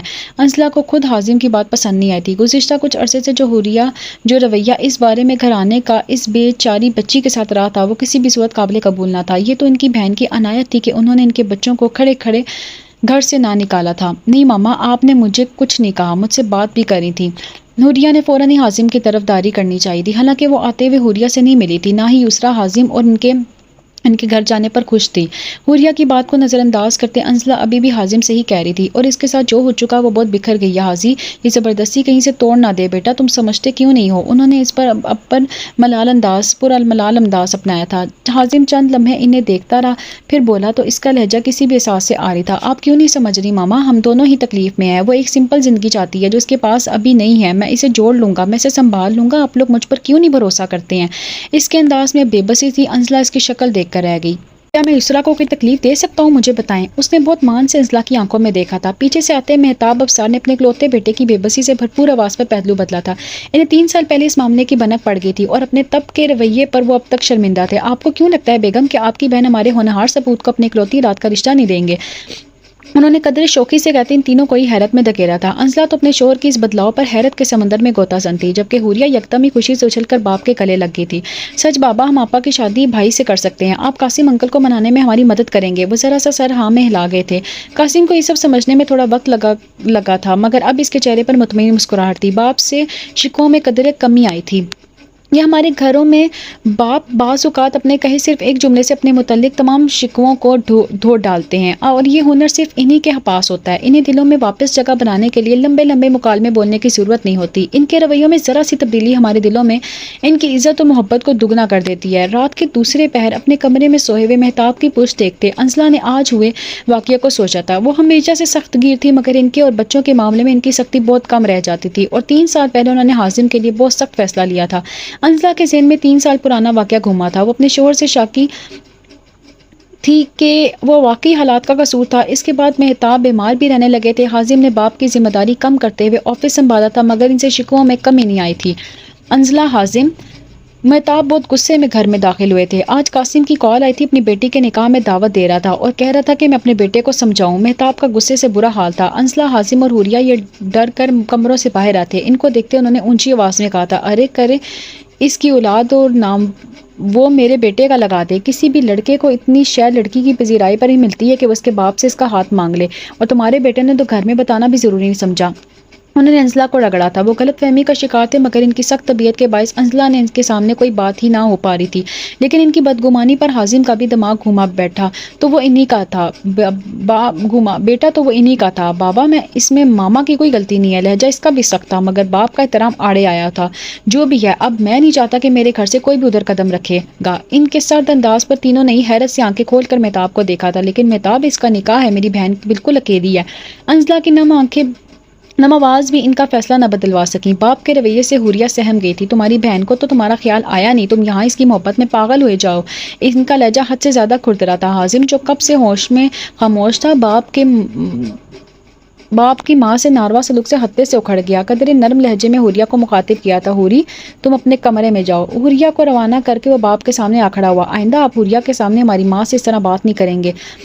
مہتاب کو خود بھی اپنے رویے کا احساس تھا، مگر بیٹے کی بدتمیزی نے ان کی سوچنے سمجھنے کی صلاحیت ضبط کر لی تھی۔ وہ غصے سے کانپ رہے تھے جب وہ دوبارہ بولا، رہی بات یسریٰ کی، تو جو مجھے ٹھیک لگا میں نے کیا۔ اس کی بات ختم ہونے سے پہلے مہتاب نے سرد لہجے میں کہا تھا، اب اس لڑکی کا ذکر اس گھر میں نہیں ہوگا۔ اگر اتنا ہی تمہیں شوق چڑھا ہے تو شادی کا، تو میں آمنہ سے تمہاری رشتہ پکا کرا دیتا ہوں۔ تمہاری شادی تمہاری پڑھائی ختم ہونے کے بعد ہی ہوگی۔ ان کا لہجہ ڈوک ٹوک تھا۔ باپ کے گلفشانی پر حازم نے تلخی سے سر جھٹکا، بہت بہت مہربانی، اپنی عنایتیں اپنے پاس رکھیں۔ مہتاب کا پارا مزید چڑھا تھا، غصے میں آگ بگولا ہوتے انہوں نے غضب کی سختی سے کہا تھا، باپ سے بات کیسے کرتے ہیں، کیا اب یہ بھی سکھانا پڑے گا؟ ان دونوں کے درمیان تلخی بڑھتے دیکھ کر انزلہ آگے پڑی تھی، بازو سے اپنے شوہر کو تھام کر انہوں نے معاملہ ٹھنڈا کرنا چاہا تھا۔ بات سنیں مہتاب، اب اس گھر میں یسریٰ بات کریں۔ وہ ذرا رکی تھی، کئی آنسو اندر اتار کر کرتے وہ دوبارہ بولی کہ کوئی بات نہیں ہوگی، مگر اسے پڑھنے دیں، آمنہ کی بات آپ ابھی مت کریں۔ وہ چاہے جتنے بھی غصے میں تھے مگر اپنی شریکہ حیات کے ساتھ ویسے ہی بہت زیادتی کر چکے تھے، اس لیے خاموش ہوتے قریب میں پڑے صوفے پر بیٹھ گئے۔ اور یہ تم ماں کے جڑے ہاتھ دیکھو اور اپنی پڑھائی پر توجہ دو، حاضی جاؤ یہاں سے۔ مہتاب کو خاموش کروا کر وہ حازم پر چیخی تھی، اس نے شوق کی نظروں سے ماں کو دیکھا تھا اور وہاں سے نکلتا چلا گیا۔ ان کے برابر میں بیٹھ کر اب وہ سانس بحال کر رہی تھی۔ مہتاب کو بے اختیار ان پر ترس آیا تھا، مگر ان کی انا آڑے آ گئی تھی۔ وہ وہاں سے اٹھ کر کمرے کی جانب چل پڑے۔ مہتاب کو یوں خاموشی سے جاتے دیکھ کر انزلہ کے دل میں کچھ ٹوٹا تھا، اتنے سالوں کی رفاقت کے یہ صلہ دیا تھا انہوں نے۔ وہ سر پیچھے ٹکا کر آنکھیں موند گئی، کچھ دیر میں انہوں نے حوریہ کو خود کے ساتھ بیٹھتا محسوس کیا تھا۔ وہ جانتی تھی وہ ڈر گئی ہے، مگر ان میں فی الحال آنکھیں کھول کر اسے تسلی دینے کی بھی سخت نہ تھی۔ وقت کا کام ہے گزرنا، یہ جیسا بھی ہو گزر جاتا ہے، برا وقت گزر چکا تھا۔ وہ جانتی تھی کہ آنے والا وقت صرف مثبت تبدیلیاں لانے والا ہے۔ انہوں نے خود بھی بستر پر دراز ہو کر آنکھیں بند کی تھی۔ اس سیمسٹر کے مڈ ایگزامز ہونے میں 2 ہفتے باقی تھے۔ اسے لگ رہا تھا کہ اسے 7ویں سیمسٹر کی کلاس لے کر اپنے پاؤں پر کلاڑی ماری ہے۔ حازم نے سامنے کی صورت میں وہ ہرگز کمزور نہیں پڑنا چاہتے تھی، مگر اس لڑکے کے پاس اس کو زج کرنے کے نت نئے طریقے موجود تھے۔ فی الحال وہ کینٹین کے ایک سنسان گوشے میں بیٹھ کر آدھے گھنٹے بعد ہونے والے لیکچر تیار کر رہی تھی۔ در حقیقت وہ حازم سے چھپ رہی تھی اور سرزمان کے آفس میں ایک میٹنگ تھی جس کی وجہ سے وہ وہاں پناہ نہیں لے سکتی تھی۔ اس کے آفس کے علاوہ وہ کہیں بھی کسی بھی وقت ٹپک پڑتا تھا۔ خیر تو وہ ان کے آفس میں بھی جاتا تھا اور معلوم نہیں اسی وقت کیسے آتا تھا جب سر کلاس لینے جاتے تھے۔ اس کے سوچوں کا محور حازم ہی تھا جب اس کے کانوں میں کچھ جانی پہچانی آواز پڑی۔ وہ 7ویں سیمسٹر کی چند لڑکیاں تھیں جن کا موضوع بحث لڑکیوں کی پڑھائی کے دوران شادی تھا۔ پاکستان میں 90% لڑکیاں پڑھائی کے دوران یا پڑھائی پوری ہوتے ہی ساتھ ہی بیاہ دی جاتی ہیں، اور ان میں سے بھی 80% گھر پر بٹھا دی جاتی ہیں۔ مارننگ کلاس کے 2 لڑکیوں نے فائقہ اور ارم کو روک رکھا تھا، چونکہ فائقہ کے حال میں ہی منگنی ہوئی تھی اور اسی وجہ سے اس کا مذاق اڑا رہی تھی۔ یار فائقہ، تمہاری تو شادی ہو جائے گی، اب تمہارا یونیورسٹی آنا بنتا نہیں ہے، ویسے پڑھ لکھ کر ویسے بھی کون سا تیر مار لینا تم نے۔ مارننگ کلاس کی ارم کے اس سب سے پر ایوننگ کی ارم کو بہت غصہ آیا تھا، مگر وہ لڑائی ہو جانے کے ڈر سے خاموش تھی۔ مگر یسریٰ کو اس قسم کا کوئی خوف لاحق نہیں تھا۔ اپنی نشست سے اٹھ کر وہ ان 5 لڑکیوں کے قریب آ گئی تھی۔ فائقہ اور ارم نے اسے دیکھ کر منہ بنایا تھا کیونکہ وہ مارننگ کلاس کی پسندیدہ شخصیات میں سے ایک تھی، مگر اس کے گلے الفاظ پر سب بھی ایک دوسرے کا منہ تک کر رہ گئے تھے۔ اگر لڑکی نے آگے جا کر جاب نہ کرنی ہو تو اس کا مطلب یہ نہیں ہے کہ ان سے پڑھائی کے مواقع چھین لیے جائیں۔ آپ ماشاءاللہ سے پڑھے لکھے میچور خاندان سے تعلق رکھتے ہیں، اگر آپ کی یہ سوچ ہوگی تو اس 70% پسماندہ اور غیر خواندہ پاکستان سے تو ہمیں کوئی امید ہی نہیں رکھنی چاہیے۔ مارننگ کلاس کی ارم کا سر شرمندگی سے جھکا تھا، جبکہ ارم اور فائقہ کے چہرے پر مطمئن مسکراہٹ نے بسیرا کیا تھا۔ ارم اور فائقہ ہنوز کھڑی تھی اور یسریٰ کو بھی کسی نے بیٹھنے کا نہیں کہا تھا، جبکہ وہ ابھی بھی کہہ رہی تھی اگر کسی لڑکی نے شادی کر کے بچے ہی پالنے ہیں تو اس میں بری بات تو کوئی ہے ہی نہیں۔ ایک ماں نسلوں کی امین ہوتی ہے، اگر وہ پڑھی لکھی ہوگی تو اس کا اثر آنے والے نسلوں پر پڑے گا۔ ایک جاہل ماں اور ایک پڑھی لکھی ماں میں زمین آسمان کا فرق ہوتا ہے۔ آخر میں آبرو اٹھا کر اس نے تائی چائی تھی۔ ان کو خاموش دیکھ کر وہ ارم اور فائقہ سے مخاطب ہوئی تھی، آپ کے لیکچر کو دیر ہو رہی ہے، اب مجھے باہر گھومتے ہوئے نظر نہیں آئے دونوں، جبکہ ان تینوں کی جانب دیکھ کر نفی میں سر ہلاتے ہوئے واپس اپنی کرسی کی جانب آ گئی تھی۔ اس کا اگلا لیکچر بس شروع ہونے والا تھا۔ یار چڑیل اتنی بھی بری نہیں ہے۔ گروپ میں فائقہ نے میسج چھوڑا تھا اور پوری کلاس کے تبصرے شروع ہو گئے تھے، میں نے تو پہلے ہی کہا تھا اتنی خوبصورت لڑکی صرف روڈ ہونے کا ناٹک ہی کر سکتی ہے۔ یہ امان تھا جس نے تبصرہ کرنے پر ساتھ بیٹھے حازم سے تھپڑ کھایا تھا۔ اب فائقہ پوری کلاس کو اپنے ارم اور یسریٰ کی باتیں بتا رہی تھی۔ یہ پوری کلاس ہی ایسی تھی جس میں کسی کی کوئی بات دوسرے سے نہ چھپی تھی۔ ان سب کے اتفاق کی وجہ سے ہر سال ڈپارٹمنٹ کے سب سے بہترین کلاس کا ایوارڈ بھی پاتے تھے۔ وہ جانے سے پہلے سارے نوٹس اس کے لیے دے کر آ گئی تھی اور آخری دفعہ اسے مل کر بھی نہیں آئی تھی۔ حوریہ اور آنی بھی اس سے بات نہیں کر رہی تھی، اسے حازم پر غصہ تھا۔ آخر وہ ان کی دوستی کو یوں داؤں پر کیسے لگا سکتا ہے؟ سب کچھ بالکل ٹھیک چل رہا تھا اور اپنی زندگی میں اکلوتے دوستوں کے ساتھ خوش تھے، مگر حازم نے سب خراب کر دیا۔ اس کی نظر میں سارا قصور حازم کا تھا، اس کے بابا تو کبھی غلط ہو ہی نہیں سکتے، ایسا ہی تو ہوتا ہے۔ اس کے بابا نے کیا غلط کیا تھا کہ ماما، آنی، حازم اور حوریہ سبھی ناراض ہو کر بیٹھ گئے؟ شادی کے لیے تو ویل سیٹل بندہ ہی ڈھونڈا جاتا ہے نا، پھر چاہے کتنی ہی بھیانک ساس نندوں کا سامنا کرنا پڑے۔ ایک لڑکا جو خود اپنے خرچے پورے نہ کر سکے وہ اپنی بیوی کے خرچے کیسے پورے کرے گا؟ اوپر سے مہتاب انکل کے مزاج کو پورا خاندان جانتا تھا۔ حازم کو اس قسم کی بات اٹھانی ہی نہیں چاہیے تھی۔ اچھا بھلا اس کی زندگی بالکل سیدھی جا رہی تھی اور حازم کے بچے نے لا کر اپنے جذبات کا ٹرک اس کے سامنے کھڑا کر دیا تھا۔ کوئی حادثہ تو پھر اس کے ساتھ بھی ہونا بنتا تھا، مگر وہ حتی الامکان اپنی سوچوں پر پہرے بٹھائے ہوئی تھی۔ اس کے تمام جذبات اس کے اوپر حازم کے لیے غصہ حاوی تھا۔ بہاولپور آ کر اس کا دل اچاٹ ہو گیا تھا، کہاں وہ شادی کے لیے تاولی ہوئی جا رہی تھی اور کہاں اب اسے ان تمام چیزوں سے وحشت سی ہونے لگی تھی۔ اس کے نکاح کی تاریخ رکھی جا چکی تھی، بازار کے چکر لگ رہے تھے، خریداری ہو رہی تھی اور سلویہ ان سب کاموں میں بالکل چکرا کر رہ گئی تھی۔ قاسم نے مہتاب سے بات کر کے حازم کو روکنے کا کہا تھا، جس پر ان دونوں کی کلامی ہوئی تھی اور انہوں نے انسلہ کو اس کے نکاح میں شامل ہونے کی اجازت ہی نہ دی تھی، پوجا کی شادی کی تیاری میں وہ کچھ ہاتھ بٹا سکے۔ تبھی سلویہ بھی بہت اکیلی پڑ گئی تھی۔ ان کے نکاح کا دن بھی بالکل عام سا تھا، ان کے گھر کوئی رونق ہی نہ تھی۔ قاسم اکلوتے تھے، ان کے کچھ دور پا کے وہ رشتہ دار بس شادی حال تک ہی آئے تھے اور سلویہ کی جانب سے کوئی دور کا رشتہ دار بھی شامل نہ تھا۔ انہوں نے خود ہی نہیں بلایا تھا کہ وہ کسی کو انسلہ کی غیر حاضری کا کیا جواب دیتی۔ وہ سرزمان کے کمرے میں بیٹھی اسائنمنٹ پر نمبرز لگا رہی تھی جب کوئی دستک دیکھ کر کمرے میں داخل ہوا۔ اسے نہیں معلوم تھا کہ حازم کو کیسے پتہ چلتا ہے سرزمان اس کمرے میں کمرے میں نہیں ہے۔ تم یہاں کیوں آئے ہو؟ ایک نظر اس پر ڈال کر مصروفیت سے اسپاٹ لہجے میں پوچھا گیا تھا۔ وہ جو آج اتنی تیاری کر کے آیا تھا، چیک والی شرٹ، نئی جینز، ساتھ میں جوگرز، اس کے اتنے ٹھنڈے رد عمل پر سر جھٹک گیا۔ وہ ہمیشہ سے ایسے کپڑے پہننے کا مشورہ دیتی تھی۔ ان دنوں وہ آفس سے واپسی پر ہمیشہ ہی فارمل سوٹ میں ہوتا تھا۔ آج اتنی تیاری کرنے کے چکر میں اس نے دیر کر دی تھی اور نتیجتاً اس کا لیکچر ہی مس ہو گیا تھا اور اب سرزمان اس کی کلاس میں تھے اور وہ یہاں ان کے آفس میں۔ تم سے بات کرنی تھی۔ اسے متوجہ نہ دیکھ کر وہ سیدھا مدعے پر آیا تھا۔ اس نے مصروف سی نظر اسائنمنٹ پر سے اٹھا کر اس پر ڈالی تھی۔ وہ یقیناً وجی لگ رہا تھا۔ یسریٰ نے سر جھٹکا۔ آپ کی اسائنمنٹ نہیں ہے، اس میں آپ کے سیشنل کٹیں گے حازم۔ اس قدر اجنبی لہجے پر حازم کا خون کھولا تھا۔ ماما، یہ سیمسٹر ختم ہوتے ہی ہمارے رشتے کی بات کرنے آئیں گی ماما۔ اس کی بات پر یسریٰ کے سر پر آسمان آ گیا تھا۔ تمہارا دماغ ٹھیک ہے؟ سیٹ اور اسائنمنٹ پیپر چھوڑ کر وہ پروفیسر کی میز کے پاس آ کھڑی ہوئی تھی۔ جب دل ہی خراب ہو گیا تو دماغ ٹھیک کر کے کیا کروں گا؟ میری زندگی میں آؤ گی تو دونوں چیزیں اپنے حساب سے ٹھیک کر لینا۔ اس نے میز سے ٹک کر اسے اوپر سے نیچے تک دیکھتے مزے سے کہا تھا۔ اس کی بیتو کی باتوں پر یسریٰ کے دماغ کا میٹر گھوما تھا۔ حازم، 1 منٹ سے پہلے یہاں سے گم ہو جاؤ، سختی سے کہتے وہ مڑی ہی تھی جب وہ قدرے مختلف لہجے میں بولا تھا۔ ایک شرط پر یہاں سے جاؤں گا۔ وہ اس کے بالکل قریب آ کر کھڑا ہوا تھا۔ یسریٰ نے سر اٹھا کر اسے دیکھا تھا۔ آج ہیل پہن کر نہیں آئی تھی وہ، بلا شبہ اسے اتنا لمبا تو تھا ہی کہ یسریٰ کو اسے سر اٹھا کر دیکھنا پڑتا۔ حازم کو اتنے قریب کھڑے دیکھ کر اس نے حلق تر کیا۔ بولنے کی کوشش کی تو آواز نے ساتھ ہی نہ دی۔ اسے خواہ مخواہ غصہ چڑھا جو وہ تار بھی نہ سکتی تھی۔ حازم کا سر اب بھی سے الجھا رہا تھا۔ وہ تو حازم سے کھل کر بات کرنے کی عادی تھی۔ بولو۔ اب کی آواز جو نکلی تھی وہ سرگوشی سے زیادہ نہ تھی۔ اس مشقت میں پڑتا دیکھ کر حازم کے لبوں کو ایک شرارتی مسکراہٹ نے چھوا۔ پیچھے ہو کر اس نے دونوں کے بیچ کچھ فاصلہ بنایا تھا، مگر یہ اتنا نہ تھا کہ پاٹ نہ سکے۔ پھر بھی یسریٰ نے مشکور نظروں سے اسے دیکھا تھا۔ اب کہ وہ بولا تو اس کی آواز میں گہری سنجیدگی تھی۔ دیکھو یسریٰ، اگلے ہفتے مڈ ایگزامز ہونے والے ہیں۔ اگر تم وعدہ کرو کہ میرے پورے نمبر آئیں گے تو میں بھی یہاں سے چلا جاتا ہوں اور یہ رشتے والی تلوار بھی تمہارے سر سے ہٹ جائے گی۔ اس کی بات پہ یسریٰ کا دماغ پھک سے اڑا تھا۔ اس نے حیرت سے حازم کو دیکھا۔ وہ ناممکن بات کر رہا تھا۔ ہاں، چاہے تم خالی پرچہ میرے حوالے کر دو۔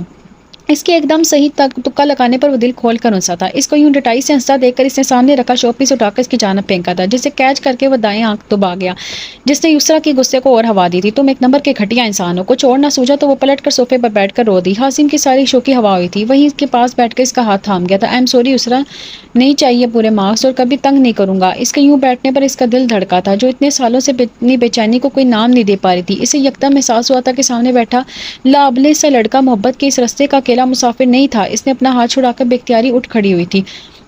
کچھ دیر میں خود کو سنبھال کر اس کی جانب مڑی تو اس کا لہجہ قدرے نارمل تھا، جس میں ہلکی سی غصے کی آمیزش بھی شامل تھی۔ اب مجھے اپنی شکل مت دکھانا حازم۔ اسے کچھ وقت اپنے ساتھ چاہیے تھا۔ اپنے دل کی بدلتی کیفیت سے پریشان ہو گئی تھی وہ۔ اس کو دیکھ کر دھمکی آمیز لہجے میں بولی تھی، اور اگر تم نے کوئی اور اسسٹنٹ کرنے کی کوشش کی حازم مہتاب تو جان لو کہ میرے اور سرزمان کا سبجیکٹ تمہیں دوبارہ پڑھنا پڑے گا۔ اس نے رک کر اس کے تاثرات جانچے تو ابھی تک شوق تھے، اور اسی سٹیج پر سپلی ابھی تم ہینڈل نہیں کر سکتے۔ اپنی باتوں کا اثر نہ ہوتے دیکھ کر اسے سر جھٹکا تھا۔ وہاں سے اٹھ کر جانے ہی لگی تھی جب وہ دوبارہ بول اٹھا۔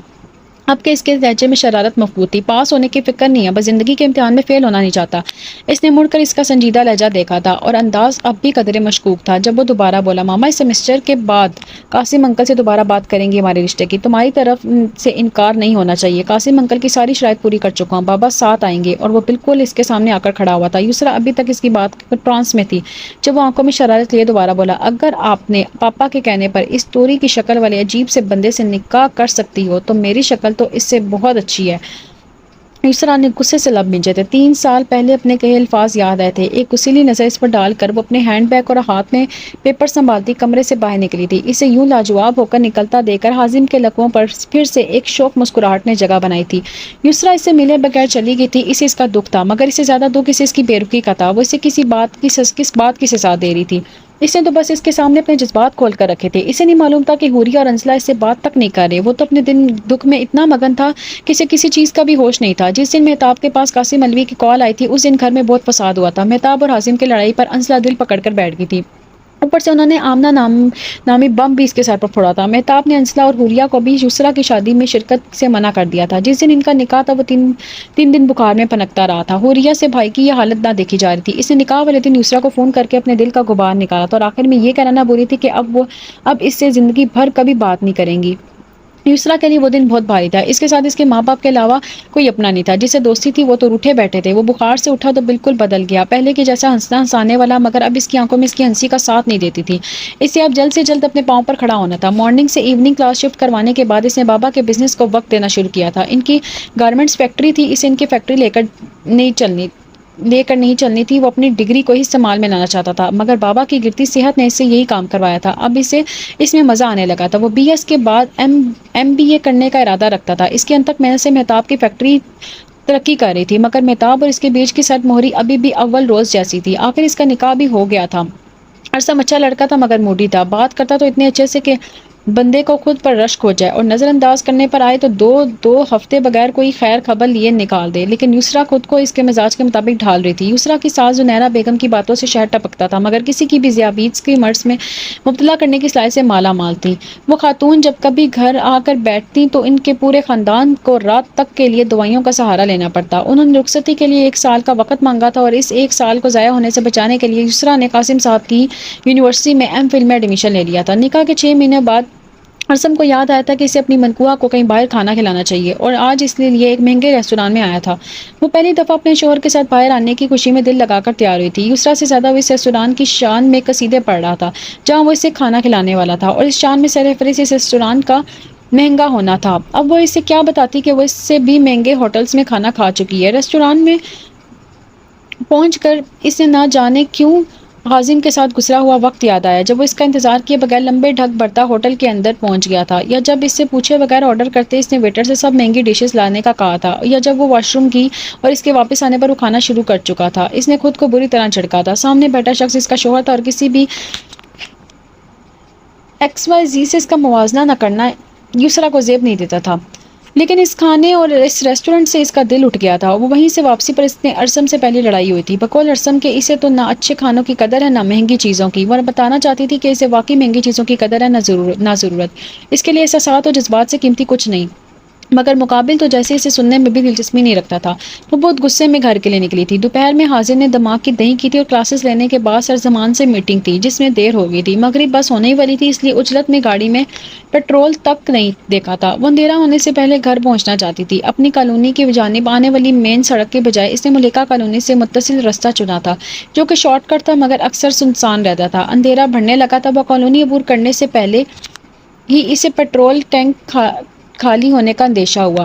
وہ سر پکڑ کر رہ گئی. اس وقت وہ کسی سے مدد مانگ سکتی تھی. اسے یاد تھا کہ پیٹرول کی اسپیئر بوتل بھی صبح ہوتے ہی وہ خالی ہوئی تھی، اور اس نے سوچا تھا کہ واپسی پر بھروا لے گی، مگر واپسی پر حازم کے غصے نے اس کی عقل کو معاف کر دیا تھا. اس لیے کہتے ہوئے غصہ عقل کو کھا جاتا ہے. اس کالونی میں اکثر پلاٹ وغیرہ تعمیر شدہ تھے، اور اکثر پر ادھوری تعمیرات سر اٹھائے کھڑی تھی. ابھی وہ کسی کو کال کرتی سے سامنے لگے آئینے میں 2 بائک سوار دکھے جو اسی کی جانب آ رہے تھے. کھڑکیوں کے شیشے چڑھاتے اس نے خدا سے غیبی مدد مانگی تھی. وہ سوار کچھ دور رکے تھے. اس کی نظریں انہیں پر ٹکی تھیں. پھر اس نے ان میں سے ایک کے ہاتھ میں گن دیکھی. اس کا سانس ہی خشک ہو گیا. وہاں سنسان سڑک پر بیارو مددگار اور باش کنڈوں کے بیچ میں پھنس کر جو ایک نام اس کے ذہن میں آیا تھا وہ اس کے باپ کا نہیں تھا. وہ شخص تھا جس کا وہ اب تک دھتکارتی آئی تھی. اس کے ہاتھ پر سن ہو رہے تھے. اس کی جان اور عزت دونوں داؤ پر تھی. کچھ اور نہ سمجھ آیا تو اس نے 5 مرتبہ اپنے موبائل کا سٹارٹ بٹن دبا کر دعا کی تھی کہ وہ آ جائے. آج وہ سب کچھ بھلا کر اس کے لیے آ جائے. وہ اس کا ایمرجنسی نمبر تھا، اور اتنے سال گزرنے کے باوجود بھی اس نے تبدیل نہیں کیا تھا، کیونکہ ایک بات کا اسے یقین تھا کہ ایمرجنسی کے وقت اگر وہ کسی پر انحصار کر سکتی ہے تو وہ حازم مہتاب ہی ہوگا. وہ دونوں بائک سوار اس کی جانب آ رہے تھے. اس نے گاڑی کے چاروں شیشے چڑھا کر خود کو محفوظ تصور کیا تھا، مگر وہ کب تک محفوظ رہتی. اس کا دل وحشت سے کانپ رہا تھا اور آنکھیں مستقل نم تھی. ایک سوار نے آ کر شیشہ بجایا تو وہ آنکھیں موند کر آیت الکرسی کا ورد کر رہی تھی. پھر اس نے کچھ ضربیں سنی تھی. وہ پستول کا پچھلا حصہ گاڑی کے شیشے پر مارے تھے. اس نے پھر شیشہ ٹوٹنے کی آواز سنی تھی اور تکلیف سے بے اختیار آنکھیں کھلی تھی. ایک کانچ کا ٹکڑا اڑ کر اس کے سر کے پچھلے جانب آیا تھا، اور ایک سامنے سے رخسار کو زخمی کر گیا تھا. سر پر لگنے والی چوٹ سے وہ حواس کھو بیٹھی تھی. لڑکی کو بے ہوش ہوتی دیکھ کر وہ دونوں سوار جو اسے لوٹنے کی نیت سے آئے تھے گھبرا کر بھاگ اٹھے۔ دور سے کوئی گاڑی سی جانی باری تھی، وہ پکڑے جانا نہیں چاہتے تھے۔ وہ گاڑی اب قریب پہنچ گئی تھی اور وہ وہی تھا جس کے آنے کی وہ دعائیں مانگ رہی تھی کہ وہ سب بھلا کر آ جائے، اور وہ سب بھلا کر آ گیا تھا۔ وہ کب سے اس کا نمبر ٹرائی کر رہا تھا مگر فون نہیں لگ رہا تھا۔ وہاں پہنچ کر اس نے یسریٰ کو بے سود دیکھا تھا۔ کوئی سے پوچھتا بدن سے روح نکلتے دیکھنا کیسے عمل ہے؟ وہاں سنسان سڑک پر اب کوئی نہیں تھا اور اپنی گاڑی میں بند تھی۔ ایک طرف کھڑکی کا کانچ بکھرا ہوا تھا، دوسری جانب کے دروازے پر زد و کوب کے نشانات تھے۔ انہی میں سے ایک کانچ شاید اس کو لگا تھا کیونکہ اس کے رخسار سے خون اب بھی رس رہا تھا۔ غور کرنے پر پتہ چلا کہ سر کے پچھلی جانب بھی کانچ تھے۔ حازم نے آگے بڑھ کر اسے اٹھایا تھا، اپنی گاڑی میں ڈال کر ہسپتال لے جاتے اس نے صرف اس کے خیریت کی دعا مانگی تھی جس کو وہ ساری زندگی اپنی دعاؤں میں مانگتا آیا تھا۔ آج اس کی زندگی کی دعائیں مانگنا اس کو اذیت میں مبتلا کر رہا تھا۔ آج پتہ چلا تھا کہ اس کا کہ اس زمین پر سانس لینا ہی کافی تھا، پھر وہ چاہے اس کی زندگی میں ہو یا نہ ہو، کیا فرق پڑتا ہے۔ وہ گھر کے راستے میں ہی تھا جب اسے یسریٰ کے نمبر سے ٹیکس موصول ہوا اور وہ میسج پڑھ کے اسے کچھ برا ہونے کا احساس ہوا تھا۔ اس نے کال ملائی تو وہ لگی ہی نہیں تھی۔ اسے ٹیکس سے یسریٰ کی لوکیشن ٹریس کی ہے، وہ سیدھا یہاں پہنچا تھا اور اس علاقے سے زیادہ دور نہیں تھا۔ اس کو اسپتال کے ایمرجنسی میں پہنچا کر وہ اس کے ہوش میں آنے کے انتظار میں تھا اور کچھ دیر میں سے ہوش آ بھی گیا تھا۔ سر والی چوٹ گہری تھی مگر ڈاکٹر نے 2 گھنٹے بعد ہی اسے چھٹی دے دی تھی۔ حازم نے امان کے ذریعے اس کی گاڑی کو سروس کے لیے بھجوا دیا تھا اور خود اسے اپنے ساتھ گھر لے کر آیا تھا۔ گاڑی میں جامد خاموشی تھی۔ آج تو حازم کی زبان بھی بند تھی، چہرے پر بلا کی سنجیدگی تھی۔ یسریٰ کو اس سنجیدگی سے خوف آیا تھا۔ حازم نے کوئی بات کیے بغیر ہی گھر کے سامنے روکی تھی۔ گاڑی سے اتر کر ابھی وہ اندر جانے ہی لگی تھی کہ حازم کی خاموشی پر اسے الجھن ہوئی۔ اسے بلوانے کی خاطر کھڑکی پر جھکی تھی۔ تم نہیں آؤ گے اندر؟ اس کو جانے پر آمادہ دیکھ کر یسریٰ نے اجرت میں پوچھا تھا۔ حازم نے خاموشی سے اسے دیکھ کر اپنی سیٹ بیلٹ نکالی تھی اور دروازہ کھول کر باہر آ گیا تھا۔ اسے لے کر اندر جاتے اس کا دماغ مختلف خیالات کی اماج کا بنا ہوا تھا۔ انسان جو سوچتا ہے اکثر حالات اس کے بالکل الٹ ہو جاتے ہیں، اور وہ الٹے حالات دراصل بہترین ہوتے ہیں کیونکہ ان کے فیصلے اللہ تعالیٰ نے لیے ہوتے ہیں۔ اندر داخل ہوتے ہی سلویٰ کی نظر کے سر کی پٹی اور رخسار کی چوٹ پر پڑی۔ ان کے قریب آ کر انہوں نے نہایت فکر مندی سے پوچھا تھا، یہ کیا ہوا ہے؟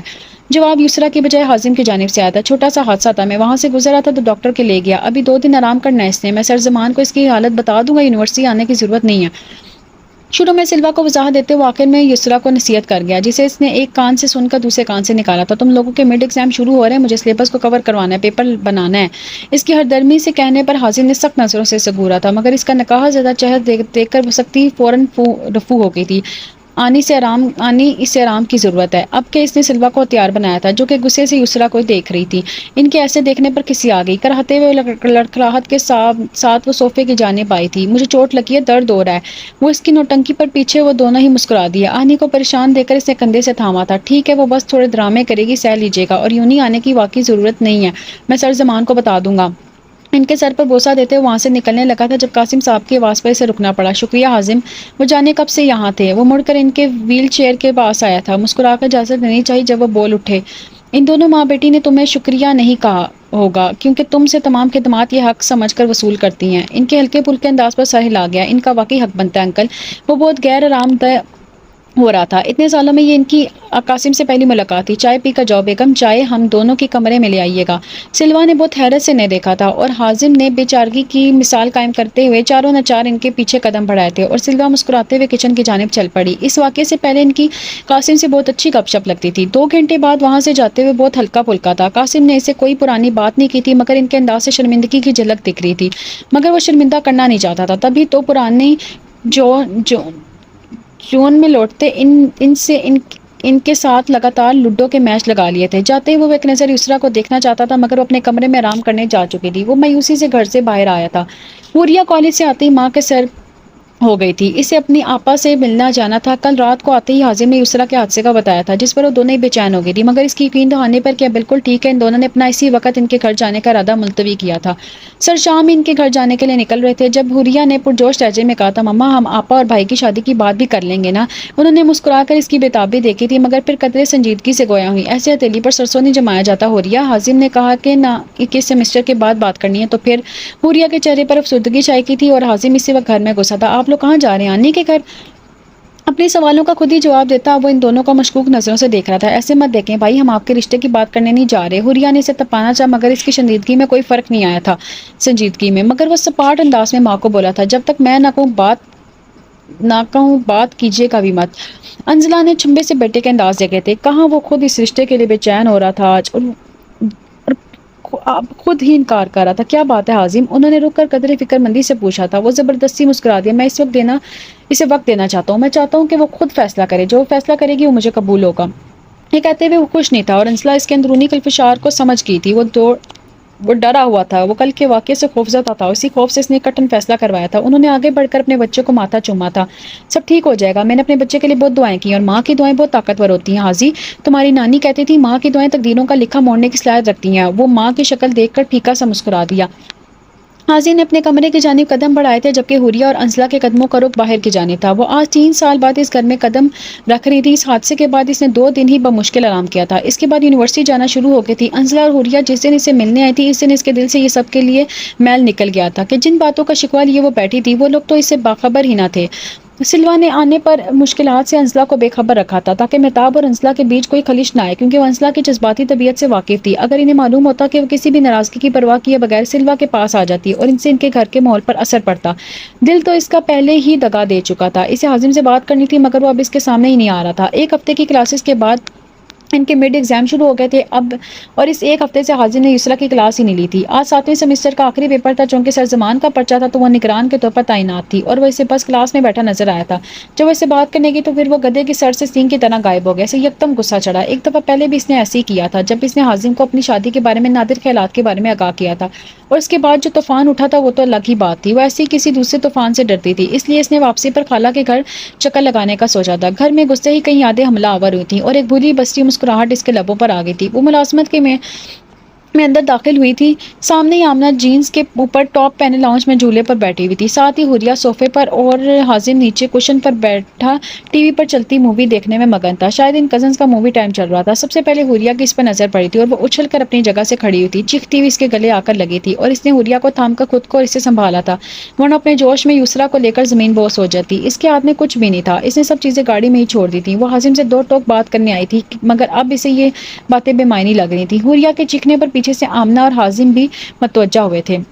آمنہ کے چہرے پر خوشگوار مسکراہٹ تھی اور حازم جو کہ گھر کی ٹی شرٹ اور شارٹس پہنے ہوئے تھا حیرت کے مارے اپنی جگہ پر جم سا گیا تھا. وہ اب ان کے گھر کیوں آئی تھی؟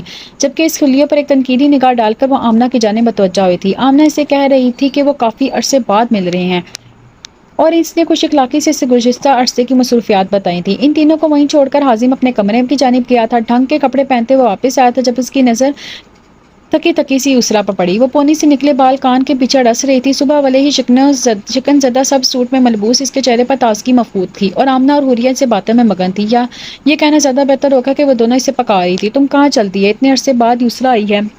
آمنہ نے اسے نقصق سا تیار دیکھ کر کہا تھا. یسریٰ نے بھی اس کی جانب دیکھا تھا. میں نے تم سے ہی بات کرنی تھی حازم. یسریٰ کے 2 ٹوک انداز پر صنفی میں ہلا گیا. اس کا ہاتھ پکڑ کر کھڑا کرتا ہوا ان دونوں سے کہہ رہا تھا یسریٰ میرے ساتھ گھر جا رہی ہیں. تم لوگوں کے ساتھ سیشن وہ پھر کبھی لگا لیں گی. ابھی وہ تھکی ہوئی ہے. سیدھا یونیورسٹی سے آ رہی ہے.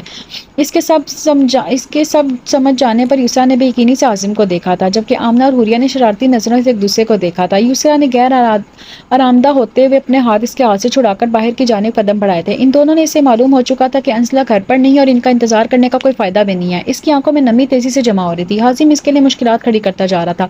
اسے دور جانا بہت مشکل ہو گیا تھا. ابھی وہ ڈرائیونگ سیٹ پر بیٹھنے والی تھی کہ اس نے آ کر اسے بٹھایا تھا. میں گاڑی چلا رہا ہوں ہٹایا تھا اور وہ سکون سے جا کر دوسری جانب بیٹھ گئی تھی. دوسری طرف حازم کو آج حیرت کے جھٹکے لگ رہے تھے. وہ اسے لڑے بغیر الجھے بغیر اس کی ساری باتیں مان رہی تھی. اس کی گاڑی میں بیٹھتے ہوئے بولی تھی اچھی لڑکی ہے آمنہ. میں خواہ مخواہ اسے چڑھتی تھی.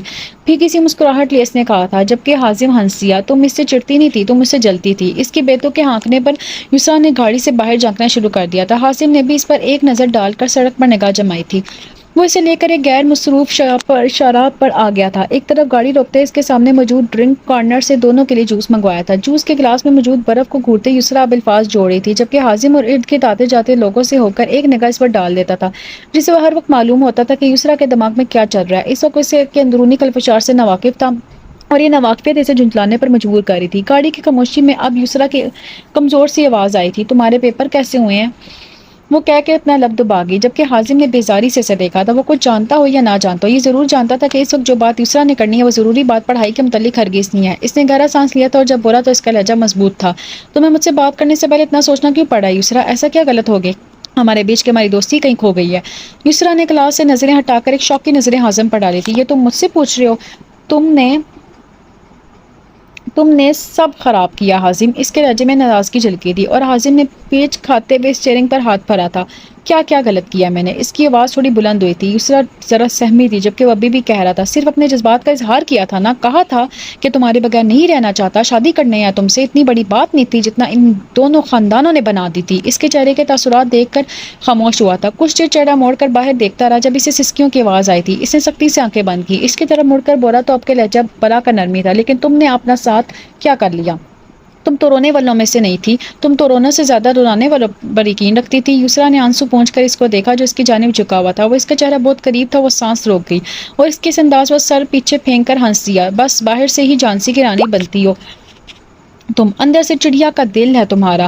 یسریٰ نے خفگی سے اسے دیکھا جو اب کہہ رہا تھا، جلدی سے بتا دو کیا پریشانی ہے، اور اس کے الفاظ پر یسریٰ کو کیا کچھ نہ یاد آیا تھا۔ گہری سانس بھرتے اس نے حازم کو دیکھا تھا، میں بس یہ پتہ کرنا چاہتی تھی کہ تم کوئی الٹی سیدھی حرکت تو نہیں کرنے والے؟ حازم کے ناسمجھی سے دیکھنے پر وہ مزید گویا ہوا، پچھلی دفعہ جب تم نے مجھے یوں نظر انداز کیا تھا تب بہت بڑا ہنگامہ ہو گیا تھا، میں نہیں چاہتی کہ پھر ایسی کوئی آفت میری زندگی میں آئے۔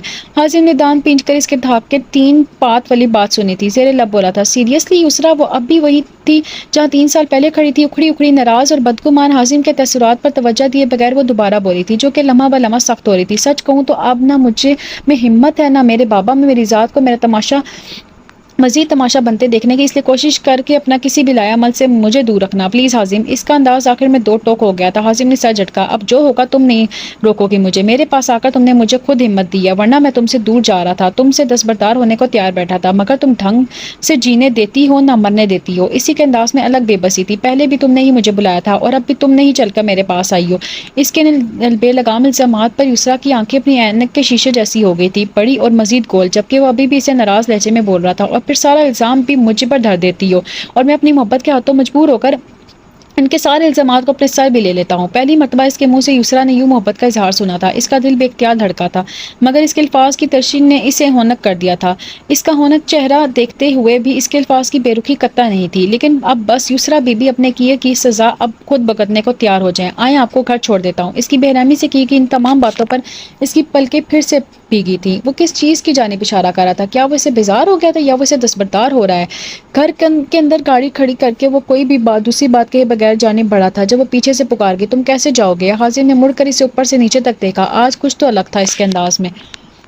امان کو میسج کر دیا، وہ باہر ہی کھڑا ہے، اور اب یہ آخری بار ہے جو میں تمہیں کسی بھی قسم کی وضاحت دے رہا ہوں یسریٰ نے نم آنکھوں سے اسے جاتے دیکھا تھا۔ اتوار کو حوریہ اس سے ملنے آ گئی تھی، ان 3 سالوں میں اس نے حوریہ پر کو شاید حازم سے بھی زیادہ یاد کیا تھا، وہ اس کی دوست تھی۔ یسریٰ حازم کے بعد حوریہ کے سامنے اپنا دل کھول کر رکھ دیا کرتی تھی۔ حوریہ نے بھی اپنے آپا کے بغیر یہ سال بہت مشکل سے کاٹے تھے، مگر اپنے بھائی کی شکل دیکھ کر اسے آپا پر بہت غصہ آتا تھا۔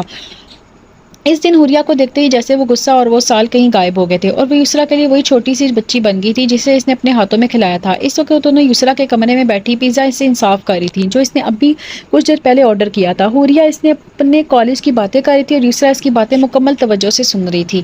حازم کی کئی باتوں کا اثر اب زائل ہونے لگا تھا، حوریہ کے ساتھ اس کا وقت اچھا کٹ رہا تھا۔ حوریہ نے اسے حازم کی حالت بتائی تھی اور اس نے اپنے دل میں نئے سرے سے درد اٹھتے محسوس کیا تھا۔ اس کے وہم و گمان میں بھی نہیں تھا کہ حازم اس قسم کا روگ لگا سکتا تھا اب اس کی کئی ساری باتیں اسے محض ڈرامہ لگ رہی تھی۔ پچھلے 3 سال جو اس کی حالت رہی ہے وہ اسے کبھی چاہ کر بھی دستبردار نہیں ہو سکتا، یہ چاہ کر اس کے دل کو کچھ تسلی ہوئی تھی۔ حوریہ کو لینے وہ خود چلایا تھا، مگر یسریٰ کو مستقل طور پر نظر انداز کر رہا تھا، جبکہ یسریٰ کا رویہ بھی کچھ خاص تسلی بخش نہیں تھا۔ کچھ دیر قاسم صاحب کے پاس بیٹھ کر وہ جانے لگا تھا جب یسریٰ ان دونوں کو چھوڑنے باہر تک آئی تھی۔ خفا سا حازم اسے اپنا سا لگا تھا۔ اپنی اسائنمنٹ اب کی بار خود بنانا حازم، اب بھی میری چھاپ کر دی تو 0 لگاؤں گی سیشنل میں۔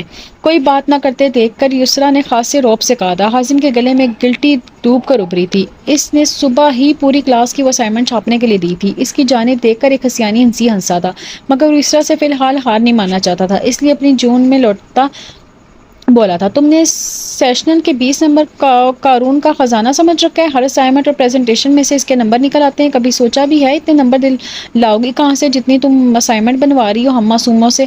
اپنی کلاس کو معصوم گردانتے یسریٰ نے آنکھیں چڑھائی تھیں، جتنا تم لوگوں نے سارے پروفیسرز کی ناک میں دم کر رکھا ہے نا، سب پتہ ہے مجھے۔ حازم کے چہرے پر شرارتی مسکراہٹ آئی تھی، لاپرواہی سے سارا قصور اساتذہ کے کھاتے میں ڈالتا وہ بریز جمع ہو گیا تھا۔ ہمارا قصور نہیں ہے، وہ خام خواہ ہمارے شغل کے بیچ میں آ جاتے ہیں۔ یسریٰ نے جتاتی نظروں سے دیکھ کر حازم کو گھورا تھا۔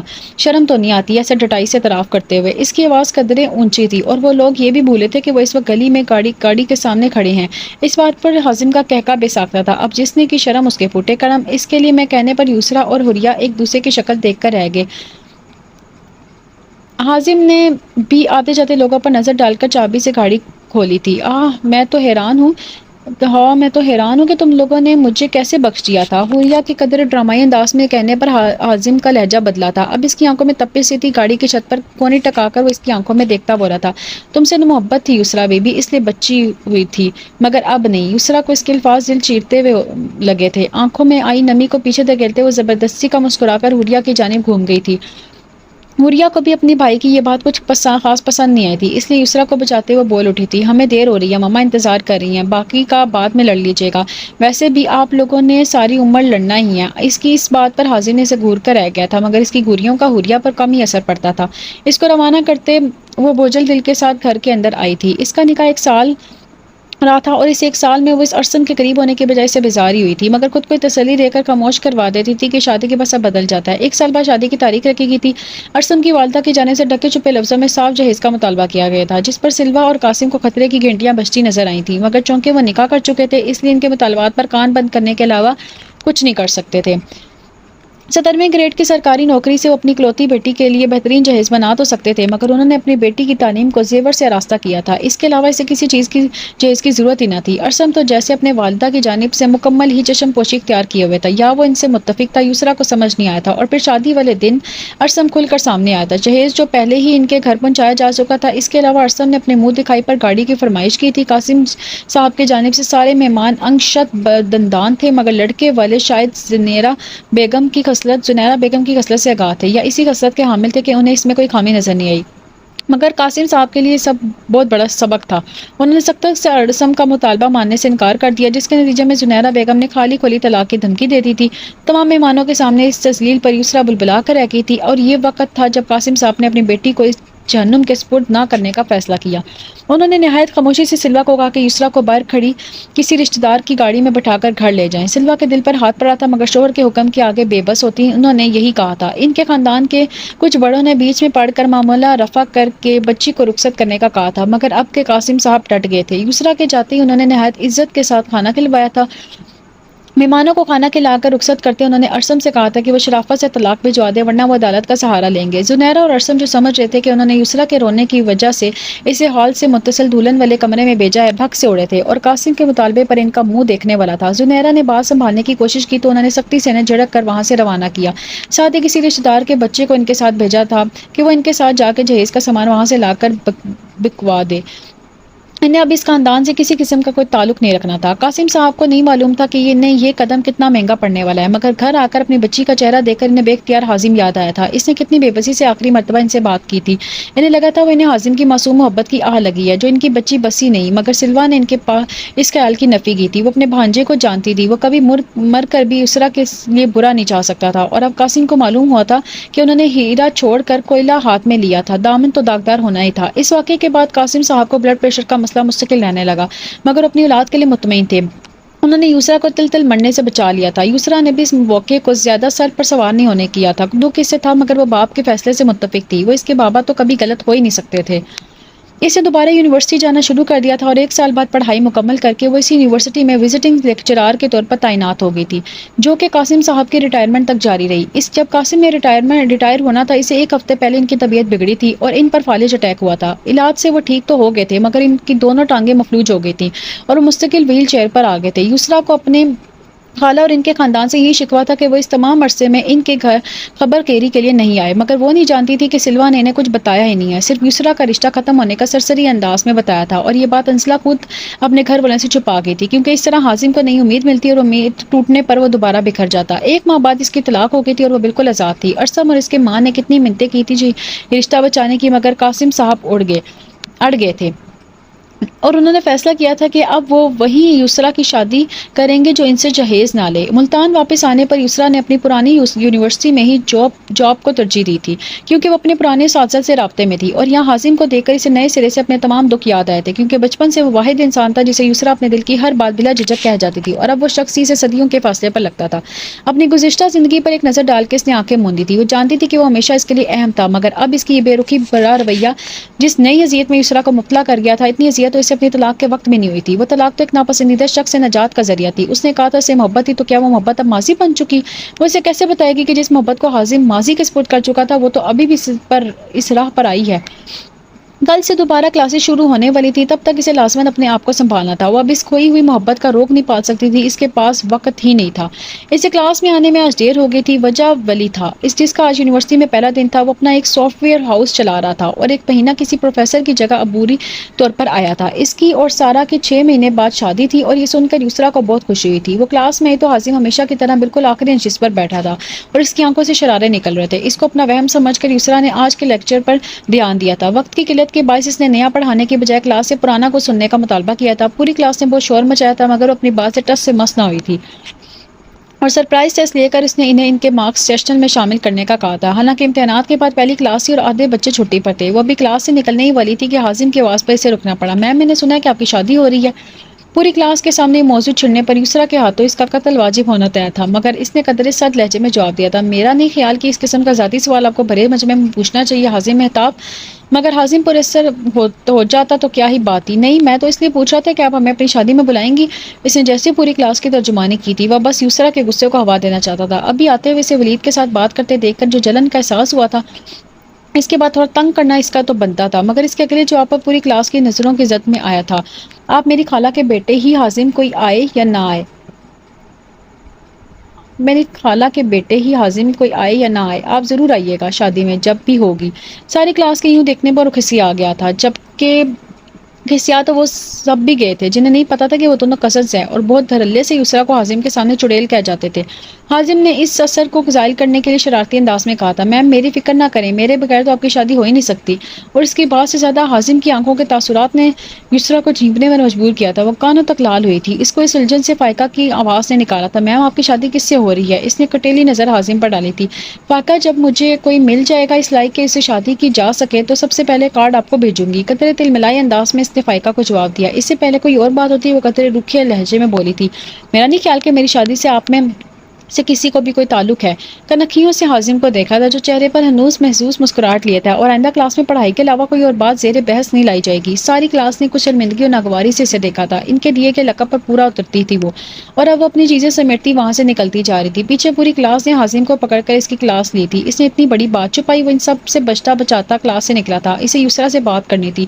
سر زمان کو کلاس میں جاتے دیکھ کر اس نے سکا سانس لیا اور ان کے کیبن کی جانب بڑھا تھا، جہاں یسریٰ کا پایا جانا یقینی تھا۔ آج پہلی مرتبہ یسریٰ نے اس حازم کو دیکھا تھا جو حقیقتاً سب ٹیچرز کے ناک میں دم کرتا تھا، مگر یسریٰ کے جوابات نے پوری کلاس کو کھلکھلانے پر مجبور کر دیا تھا۔ سر زمان کے آفس میں یسریٰ کے ساتھ ولی کو دیکھ کر حازم کا پارا چڑھا تھا۔ ولی سے مل کر وہ بغیر یسریٰ سے بات کیے ہی کمرے سے نکل آیا تھا۔ وہ یہاں آئی تھی تو سر زمان کے ساتھ ولی کو بیٹھا دیکھ کر اسے خوشی ہوئی۔ وہ سارا کا نمبر لینا چاہتی تھی۔ گزرے سالوں میں کسی بھی کلاس فیلو سے اس کا کوئی رابطہ نہیں تھا۔ سر زمان اپنا لیکچر لینے گئے ہی تھے کہ وہ اپنے دستک دے کر اندر آیا تھا۔ ولی کو اپنے ڈیفینس کی صورت میں بیٹھا دیکھ کر ایک انجانی مسکراہٹ نے یسریٰ کے لبوں کو احاطہ کیا تھا، اور اس مسکراہٹ نے حازم کا دل جلایا تھا۔ اس لڑکے نے ابھی تک تمہارا پیچھا نہیں چھوڑا۔ اس کے جاتے ہی ولی نے محظوظ انداز میں سے چھیڑا تھا، اور یسریٰ چیمکی، ایسی کوئی بات نہیں ہے، اس سے کام تھا شاید کوئی۔ ولی اس کے چیمکنے پر ہنس دیا، تم بتانا نہیں چاہتی وہ الگ بات ہے، مگر سچ کہہ رہا ہوں، مجھے یہ دیکھ کر گیا، دعا کرو تمہاری دوست وقت سے پہلے بیوہ نہ ہو جائے۔ تمہاری دوست اپنے سامنے لیپ ٹاپ کھولتے ہوئے یسریٰ نے انجانے میں ہی اس کی طرفداری کی تھی۔ بکواس نہیں کرو ولی، آپ اتنا بھی خونخوار نہیں ہے وہ، جبکہ ولی اب بھی ہنس دیا تھا۔ اسے یسریٰ کا رد عمل مزہ دے رہا تھا۔ ویسے ایک بات ہے، تمہارے نام کا مطلب آسانی ہے، اور بس تمہارے نام کا ہی مطلب آسانی ہے۔ اس کا لہجہ جتاتا ہوا تھا۔ یسریٰ نے ناسمجھی سے اسے دیکھا، مگر تم بہت مشکل لڑکی ہو، اور تم نے اس بیچارے کو بہت مشکل میں ڈال رکھا ہے۔ اس کے زور دینے پر یسریٰ اب اپنا کہکہ نہیں روک پائی تھی، اور اسی وقت حازم پھر سے داخل ہوا تھا۔ اس کو دیکھ کر اس کا انداز پاٹ ہوا تھا۔ ولی اور یسریٰ نے چونک کر اسے دیکھا تھا، جو بظاہر تو پرسکون تھا، مگر اس کے طوال اس کی جھنجھلاہٹ ظاہر کر رہا تھا۔ سر، آپ کو ڈین سر ڈھونڈ رہے ہیں، اور میم مجھے پریزنٹیشن بنانے میں آپ کی مدد چاہیے، آپ میرے ساتھ لائبریری چلیں گی؟ ولید سے اسپاٹ لہجے میں کہہ کر وہ یسریٰ سے مخاطب ہوا تھا۔ یسرا نے نفی میں سارے لا کر اپنا لیپ ٹاپ اور کچھ پیپرز حازم کو پکڑائے تھے۔ میری گاڑی سروس کے لیے جائے گی، یہ سب اپنی گاڑی میں رکھنا، میں 10 منٹ میں آ رہی ہوں۔ اس کے آج کے لیے سارے لیکچرز ختم ہو چکے تھے اور حازم کا بھی کوئی ارادہ نہیں تھا پڑھنے کا، اب وہ گھر جا سکتے تھے۔ ولی پہلے ہی یسرا کو محظوظ مسکراہٹ سے نوازتا ان دونوں کا قلعہ چھوڑ کر جا چکا تھا۔ وہ پریزنٹیشن حازم کی بات مکمل ہونے سے پہلے یسرا نے اسے ہاتھ کے اشارے سے روکا تھا۔ میرے ساتھ زیادہ نوٹنکی کرنے کی ضرورت نہیں ہے، یہ باتیں اس سے کرو جو تمہیں جانتا نہ ہو، جو بات ہے گاڑی میں ہوگی، جاؤ اب یہاں سے، قدرے روکے لہجے میں کہہ کر باتھ روم کی جانب بڑھی تھی، جبکہ حازم مطمئن مسکراہٹ کے ساتھ وہاں سے نکل گیا تھا۔ بقول یسرا کے وہ مطمئن ڈھیٹ انسان تھا۔ گاڑی میں بیٹھ کر وہ اس کا انتظار کر رہا تھا۔ کچھ دنوں سے اس کے رویے میں کافی تبدیلی آئی تھی، کٹی کٹی اب بھی تھی، مگر اس کی باتوں سے اپنائیت جھلکنے لگی تھی، جیسے ان کے درمیان دوستی واپس آ رہی تھی، اور وہ بہت مطمئن تھا۔ اسے اب یسرا سے کوئی بات نہیں کرنی تھی۔ 3 دن پہلے وہ اپنے دل کے تمام بڑاس نکال چکا تھا۔ وہ جانتا تھا یسرا کو تکلیف ہوئی تھی اور اس کی باتوں سے، مگر وہ ضروری تھا۔ اسے اب یسرا کو اپنا احساس دلانا تھا تاکہ وہ سمجھ سکے کہ اس کی زندگی میں حازم کی وہی اہمیت ہے جو حازم کی زندگی میں یسرا کی ہے، اور اسی وقت وہ بس اسے ولی کے پاس سے اٹھانا چاہتا تھا۔ اسے یسرا کا اپنے علاوہ کسی سے ایسے بات کرنا اچھا نہیں لگتا تھا، اور یہ بات وہ بھی جان گئی تھی۔ تبھی تو بغیر کوئی دوسری بات کیے اس کے ساتھ آنے پر راضی ہوئی تھی۔ وہ یونیورسٹی سے گھر پہنچی تو خالہ اور خالو کو وہاں پایا تھا، ساتھ میں یوریا بھی تھی جس کے دانت آج اندر ہی نہ جا رہے تھے۔ اس نے انزلہ کو سلام کر کے مہتاب کے سر پر ہاتھ پھیرا پایا تھا، پھر ماں کے ساتھ کچن میں جا کر سارا اہتمام کرتے اس نے سلوا کو ڈرائنگ روم میں واپس بھیجا تھا۔ دل کی حالت عجیب تھی، ایک طرف حازم کی بے رخی، دوسری طرف یوں خالہ اور خالو کا آنا۔ اسے کچھ بن نہ پڑا تو حوریہ نے پوچھ بیٹھی، خالو کیوں آئے ہیں؟ بابا انکل سے معذرت کرنا چاہتے ہیں کسی بات پر۔ حوریہ کے گول مول جواب پر وہ سر ہلا کر رہ گئی، اور ان کے جاتے جاتے بھی کوئی قابل گرفت بات نہ ہونے پر مطمئن ہو گئی تھی، مگر کہیں دل کے اندر کسی بے چینی نے سر اٹھایا تھا۔ رات کے کھانے کے بعد بابا نے اسے چائے لے کر اپنے کمرے میں آنے کا کہا تھا۔ سلوا جان بوجھ کر ادھر ادھر ہو گئی تھی۔ کچھ دیر میں قاسم صاحب نے چائے کی چسکی لیتے اپنی بیٹی کا بے چین چہرہ دیکھا تھا۔ تمہاری زندگی جو یوں ہوا میں ملک ہے، اس کا قصوروار میں ہوں یسرا، اس کی سزا تم حازم کو نہیں دے سکتی۔ انزلہ اور مہتاب نے بہت مان سے ان کا رشتہ مانگتے ہوئے حازم کے خدشات بتائے تھے اور کہا تھا کہ یسرا کو کسی بھی صورت منایا جائے۔ حازم آخری فیصلہ یسرا کا چاہتا تھا اور وہ لوگ یسرا کا فیصلہ حازم کے حق میں چاہتے تھے، اور سلوا سمیت سب کو لگتا تھا کہ یسرا کا فیصلہ صرف قاسم صاحب بدل سکتے ہیں، اور اسی وجہ سے اس وقت یسرا ان کے سامنے موجود تھی۔ اس کے اتنے صاف لفظوں میں بات کرنے پر شد و مت سے حیران ہوئی تھی۔ میں نے کیا کہا ہے بابا اس نے کمزور لہجے میں کہا تھا، اور اٹھ کر ان کی ویل چیئر کے سامنے آ کر وہ بیٹھ گئے۔ سر اٹھا کر نے دیکھا تھا، تم اسے شادی نہیں کرنا چاہتی نا؟ اچھا تو اب میرے کندھے پر بندوق رکھ کر چلائی جا رہی ہے۔ وہ سوچ کر رہ گئی، حازم اس کے لیے اس کی بدگمانیاں عروج پڑتی ہیں۔ ایسا کچھ نہیں ہے بابا، اس نے اپنے لہجے کو مضبوط بنانے کی کوشش کرتے قاسم صاحب کے ہاتھ کو تھامتے ہوئے کہا تھا۔ ایسا ہی ہے یسرا۔ کچھ دیر رک کر انہوں نے بات وہیں سے جوڑی، تمہاری زندگی کے تمام فیصلے اب تک میں کرتا آیا ہوں، اور مجھے لگتا ہے کہ میں ان تمام فیصلوں میں ناکام رہا ہوں۔ یسرا نے بے یقینی سے باپ کی باتیں سنی تھی، اسے عازم پر غصہ آیا تھا، جس کی وجہ سے آج اس کا باپ یوں خود کو قصوروار گردان رہا تھا۔ اس نے کچھ نمی اندر اتار کر کچھ دیر توقف کے بعد پرعزم مسکراہٹ کے ساتھ باپ کو مخاطب کیا تھا، بابا آپ نے میری زندگی کے تمام فیصلے بہترین لیے ہیں، اور اس بارات کو واپس بھیجنے کا فیصلہ ان سب میں سر فہرست ہے۔ قاسم علوی کی زبان گنگ ہوئی تھی، انہیں نہیں معلوم تھا کہ ان کی بیٹی ان کے بارے میں یہ سوچتی ہے۔ انہیں ہمیشہ لگا تھا کہ وہ ان فیصلوں پر ان سے شاکی ہوگی، مگر اب بھی وہ کہہ رہی تھی، آپ نے مجھے اس وقت بتایا تھا نا کہ وہ میری قیمت وہ ایک گاڑی نہیں ہے۔ اس نے اپنی آنکھوں میں نمی کو اندر اتارا تھا، لوگوں کے تانوں اور اپنی عزت کی آڑ لے کر جو کر اپنی جوان بچیاں زندہ درگور کرتے ہیں، جو لوگ اپنے آپ ان سب سے الگ صف میں کھڑے ہو کر میرے لیے لڑے تھے اس وقت تو اور اب تک لڑ رہے ہیں، آپ کو پتہ ہے اس نے مجھے کیا سانس سے لایا؟ اس کے حلق میں کچھ اٹکا تھا، وہ تمام جذبات جو پچھلے 3 سال سے وہ اپنے اندر دبائے ہوئے تھی۔ ایک آنسو لڑک کر گال پر بہا تھا۔ قاسم نے اس کے سر پر ہاتھ رکھتے ہوئے اسے دلاسا دینے کی کوشش کی تھی، جبکہ اس کی اپنی بات کو وہیں سے جوڑا، یہی کہ میں انمول ہوں، آپ کے کندھوں پر پڑا کوئی بوجھ نہیں ہوں جسے آپ مجبوری میں ڈھو رہے ہیں، بلکہ آپ کا مان ہوں۔ آپ نے مجھے اس بھرے مجمع میں سینے سے لگا کر تحفظ کا احساس دلایا تھا، اس سے بڑھ کر احسان تو آپ کچھ کر ہی نہیں سکتے تھے میرے اوپر۔ سر اٹھا کر ان کی آنکھوں میں دیکھتے اب وہ بہت محبت سے کہہ رہا تھا، آج میں آپ کو بتاؤں کہ آپ ایک بہترین باپ ہیں، اور میں تو شاید آپ کی بہترین بیٹی بننے کی تگ و دو میں ہی زندگی گزار دوں گی۔ اس کا نماک لہجہ قاسم کو کسی اعلیٰ مقام پر لے گیا تھا۔ قاسم نے مسکرا کر اپنی لاڈلی کو دیکھا تھا، ان کی اکلوتی اولاد تھی، اور وہ آج اسے بتا نہیں پائے تھے کہ ان کی بہترین بیٹی ہے۔ اس نے دوبارہ کہا تھا، آپ مجھے جس سے شادی کرنے کا کہیں گے میں کر لوں گی۔ یہ کہتے اس کے دل کی حالت عجیب تھی، شاید خالہ خالو اس کی مرضی کے بغیر آئے تھے، یا اس نے انکار کرنے کے لیے یسرا کی ناپسندگی کا سہارا لیا تھا۔ آنسو کو اندر اتارتے ہوئے قدرے غیر سنجیدگی سے قاسم صاحب کو دیکھ کر بولی تھی، اور ویسے بھی وہ کہتا ہے کہ آپ کے کہنے پر میں نے تو اس توری کے منہ جیسے شخص سے نکاح کر لیا تھا، تو اس شخص کی شکل تو اس سے بہت اچھی ہے۔ نم آنکھوں سے ہنسی وہ قاسم صاحب کے دل میں موجود کئی خدشات کو بے معنی کر گئی تھی۔ اس کی آخری بات پر قاسم کھل کر ہنسے تھے، اور پچھلے 3 سال میں وہ اپنے باپ کے چہرے پر اتنی آسودگی نہیں دیکھی تھی۔ تبھی آگے کے انجام سے نظریں چراتے اس نے ہاں کر دی تھی۔ معلوم نہیں اب حازم کا کیا رد عمل آتا، مگر اس نے سوچ لیا تھا کہ وہ اپنی وجہ سے اپنے باپ کو تکلیف میں مبتلا نہیں کرے گی۔ آج ہفتے کی آخری کلاس سے اس نے طلباء کی پریزنٹیشن لینی تھی۔ وہ کلاس میں داخل ہوئی تو ساری کلاس ایک بڑے سے میز کے ارد گرد بیٹھی تھی۔ وہ میز انہوں نے کیمسٹری لیب سے اٹھائی تھی جہاں کا فرنیچر تبدیل ہو رہا تھا۔ وہ حیران ہوتی اندر داخل ہوتی، آپ لوگوں کا پڑھائی کا کوئی ارادہ نہیں لگ رہا مجھے۔ اس کے لہجے میں حیرت واضح تھی۔ سب سے پہلے امان بولا تھا، میم آج ہم سب کھیل رہے ہیں اور آپ بھی ہمارے ساتھ کھیلیں گی۔ اس کے ساتھ اس کے ہاتھ میں ایک خالی بوتل تھی۔ اس نے الجھن امیز نظروں سے پوری کلاس کو دیکھا تھا۔ جن 4 بچوں کی پریزنٹیشن ہوا نظر ہی نہیں آ رہے تھے۔ اسے سمجھ کا سر جھٹکا انہیں پہلے ہی بگایا جا چکا تھا۔ زیادہ کچھ پڑھانے کو تھا بھی نہیں، اسی کے وہ منہ بناتے اپنا بیگ وہیں میز پر رکھ کر ایک خالی کرسی پر ٹک گئی۔ یہ سب تم لوگ سر زمان سے کرواؤ تو پتہ چلے۔ اس کی بات پر سبھی کا کہکا گونجا تھا۔ آپ کو ابھی ہمارے ہنر کا پتہ نہیں ہے میم، ہم سر زمان سے کیا کروا چکے ہیں۔ اسے اپنے بہت قریب سے حازم کی آواز آئی تھی جو اس کے برابر والی کرسی پر آ کر بیٹھا تھا۔ وہ اسے پہلے کہیں نظر نہیں آیا تھا، شاید اب کلاس میں آیا تھا۔ اس تنبیہ نگاہوں سے دیکھ کر اس نے کھیل شروع کرنے کا اندیہ دیا تھا۔ امان کے ہاتھ سے فراز نے بوتل لے کر اس میز پر گھمائی تھی جو حازم پر رکھی تھی۔ ٹروتھ یا ڈیئر میں سے اس نے سچ کا چناؤ کیا تھا، جس پر امان نے شرارتی نظروں سے ان دونوں کو دیکھتے ہوئے پوچھا تھا، حازم تم بتاؤ محبت کیا ہے؟ اس کی نظروں کا مطلب یسریٰ کو خوب سمجھ آ رہا تھا۔ وہ اندر ہی اندر بل کھا رہی تھی جب حازم کو آواز پر اس نے حیرت سے مڑ کر اسے دیکھا تھا۔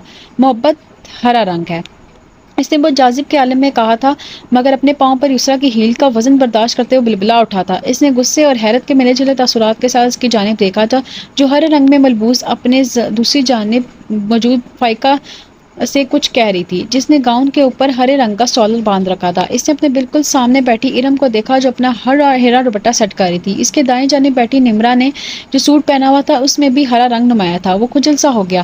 اب آج کم و بیش تمام ہی لڑکیوں کے لباس میں ہرا رنگ چھایا ہوا تھا جو وہ لوگ آج پہلے سے طے کر کے پہن کر آئے تھے، جبکہ یسریٰ نے اتفاقاً ہی یہ رنگ پہنا تھا۔ اس کے اس جواب پر ارم نے اس پر لعنت بھیج کر فراز سے بوتل گھمانے کا کہا تھا۔ فائقہ جو یسریٰ کی بات سن رہی تھی اس نے بے توجہ سے عزم کو ہرا رنگ کہتے سنا تھا، پھر ایک نظر تمام لڑکیوں پر ڈال کر مزاحیہ لہجے میں گویا تھی، تم نہ ٹھرکی ہی رہنا ساری زندگی حازم۔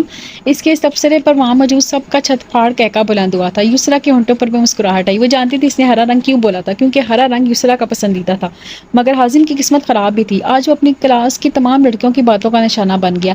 اپنی بات کو سنبھالنے کے لیے وہ بے تکا ہانکا تھا، یار تم لوگ اپنے اوپر کیوں لے کر جا رہی ہو؟ میں نے ہرا رنگ محبت کا اس لیے کہا ہے کہ میں ایک محب وطن پاکستانی ہوں اور مجھے میرے پرچم کا رنگ سب سے زیادہ پسند ہے۔ اس نے دونوں ہاتھ اٹھا کر جیسے اپنی پوری بات کر کے امن کا اشارہ دیا تھا۔ ارم نے اس کی بات پر ہاتھ کی انگلیاں کھولتے بند کرتے بلبلا کر اشارہ کیا تھا، جبکہ امان نے بوتل اپنے ہاتھ میں لی، مگر وہ حازم نے اچک لی۔ میں گھماؤں گا۔ اب کہ بوتل یسریٰ پر آ کر رکی تھی، اسے سوال فائقہ نے پوچھا تھا، میم محبت کا ٹاپک چل رہا ہے تو آپ بتائیں آپ نے کبھی محبت کی ہے؟ اس کے سوال پر یسریٰ ٹرسپٹائی۔ حازم کی موجودگی میں وہ کبھی اس سوال کا جواب نہیں دے سکتی تھی، مگر اس نے ایک نظر تمام کلاس پر ڈال کر آخر میں حازم کو دیکھا تھا۔ وہ متن گوش تھا جیسے یسریٰ کے جواب پر اس کی زندگی ٹکی ہو۔ اس کے چہرے پر مسکراہٹ نے جگہ بنائی۔ میرا نہیں خیال اس دنیا میں کوئی بھی انسان محبت کے بغیر رہ سکتا ہے۔ اس نے ذرا رک کر ان سب میں ایک نظر ڈالی تھی، پھر اپنے گود میں رکھے ہاتھوں کو دیکھتے ہوئے گویا ہوئی، اللہ تعالیٰ نے انسان کو محبت کی مٹی سے گوندا ہے، تو میرا نہیں خیال کہ کوئی بھی اس زندگی میں محبت سے بچ سکتا ہے۔ یہ تو بس ترجیحات کی بات ہوتی ہے کہ آپ کس سے کتنی محبت کرتے ہیں۔ اس نے گھما پھر آ کر بات کرنے کی کوشش کی تھی، مگر ارم نے پہلے ہی ٹوک دیا، نہیں میم یہ والی محبت نہیں۔ اس کی اجلت میں کہنے پر وہ کھل کر مسکرائی تھی، کیونکہ اس کے جواب پر حازم بھی بدمزہ ہوا تھا اور یہ بات اس کے چہرے پر رقم تھی۔ اب اس نے حازم کو اس کی پسند کا جواب دیا تھا، میرے لیے محبت دوستی ہے، محبت عزت ہے۔ اگر آپ کسی کے دوست ہیں اور ایک دوسرے کی عزت کر سکتے ہیں تو میرے خیال سے آپ کے بیچ محبت کی جگہ بن ہی جاتی ہے۔ یہ الفاظ کہتے اس نے کنکھیوں سے حازم کو دیکھا تھا جس کے چہرے پر حیران کن تاثرات تھے۔ کلاس کا وقت ختم ہو رہا تھا اور وہ اپنی جگہ سے اٹھ گئی۔ میں چلتی ہوں، آپ لوگ اپنا کھیل جاری رکھیں۔ کلاس سے نکل کر سر زمان کے آفس تک آتے ہی اسے اپنے فون کی آواز آئی تھی جہاں حازم کا پیغام جگمگا رہا تھا، بہت مشکل کر رہی ہو میرے لیے، ہو سکتا ہے اب میں اپنی ڈگری پوری ہونے کا بھی انتظار نہ کروں۔ اس کا پیغام پڑھ کر اس نے آج اس لڑکے سے 2 ٹوک بات کرنے کی ٹھانی تھی۔ آخر اس لڑکے کے ساتھ مسئلہ کیا ہے؟ اس کی زندگی میں سکون کا کوئی لمحہ آنے بھی نہیں دے گا یا نہیں؟ برسوں انزلا اور مہتاب کے جانے کے بعد اس سے اب تک ان کی کوئی بات نہیں ہوئی تھی۔ اسے لگا تھا اس کا اقرار حازم تک پہنچا ہی نہیں، مگر یہ میسنا لڑکا اس کی زندگی عذاب بنانے پر تلا ہوا تھا۔ کیا پہلے یہ محبت کی دلدل اس کے لیے بہت نہیں تھی؟ وہ الٹے پاؤں ان کی کلاس کی جانب گئی تھی۔ سرزمان ان کی کلاس میں تھے اور اسے آج پتہ چل گیا تھا کہ حازم کو ہمیشہ کیسے سرزمان کی غیر موجودگی کا پتہ چلتا ہے۔ وہ ہمیشہ ان کا لیکچر چھوڑ کر ان سے ملنے آتا تھا اور اس میز کو کلاس کا حصہ بنانے پر تمام لڑکوں کو ڈانٹ رہے تھے۔ حازم بالکل ان کے برابر میں کھڑا ان کی ڈانٹ بہت ہی دلجمی سے سن رہا تھا۔ یسریٰ کو اس کی ڈٹائی پر شک آیا۔ 3 لڑکے اب وہ میز اٹھا کر لے جا رہے تھے۔ انہیں جگہ دیتے اس نے ذرا کھجل مسکراہٹ کے ساتھ سرزمان کو سلام کیا تھا۔ اسے دیکھتے وہ بھی مسکرائے تھے۔ وہ ان کے ہونہار طالبہ تھی اور اب انہی کے پیشے سے منسلک تھی اور وہ حازم اس کا رشتہ بھی جانتے تھے۔ تبھی بولے، یسریٰ حازم کو سمجھاؤ بیٹا، اس نے سیمسٹر 1 بھی کلاس ڈھنگ سے نہیں لی ہے۔ اور چونکہ وہ ان کی کلاس میں اس کی مصروفیت جانتی تھی بس سر ہلا گئی۔ سر حازم کو بھیج دیں، ان کے گھر سے کال آئی ہے، ایمرجنسی ہے۔ اپنے آئیڈل ٹیچر کے سامنے جھوٹ بولنے پر اس نے 1000 بار خود کو ملامت کی تھی، مگر ابھی اس کی زندگی کا معاملہ تھا۔ کوئی پرابلم ہے یسریٰ؟ سرزمان کے فکر مندی سے پوچھنے پر وہ زبردستی مسکرا دی۔ نتھنگ سر، یس سر، نتھنگ سیریس سر۔ انہیں مطمئن کر کے وہ باہر آئی تھی اور چند لمحوں بعد بھی وہ اس کے پیچھے آ گیا تھا۔ ایک نظر اسے دیکھتے وہ آگے چلنے لگی تھی۔ وہ بھی کسی فرمانبردار بچے کی طرح سر جھکائے اس کی میت میں آگے بڑھا تھا۔ حازم کی گاڑی کے پاس پہنچ کر اس نے مصنوعی سختی سے اندر بیٹھنے کا کہا تھا۔ یونیورسٹی سے باہر نکلتے ایک گاڑی رکوا کر وہ نیچے اتر آئی تھی۔ قریب ہی ڈیلوان کی صورت آم کا باغ تھا، جہاں کے آم ابھی کیری میں بھی تبدیل نہیں ہوئے تھے۔ اس کا موسم آنے میں بھی وقت تھا، مگر وہ سبز آنکھوں کو بھلا لگ رہا تھا، اور وہ تو ویسے بھی سبزے کی دیوانی تھی۔ اس کے گھر کے رستے میں ایسے کئی باغات آتے تھے، وہ اس باغ میں اتر گئی تھی۔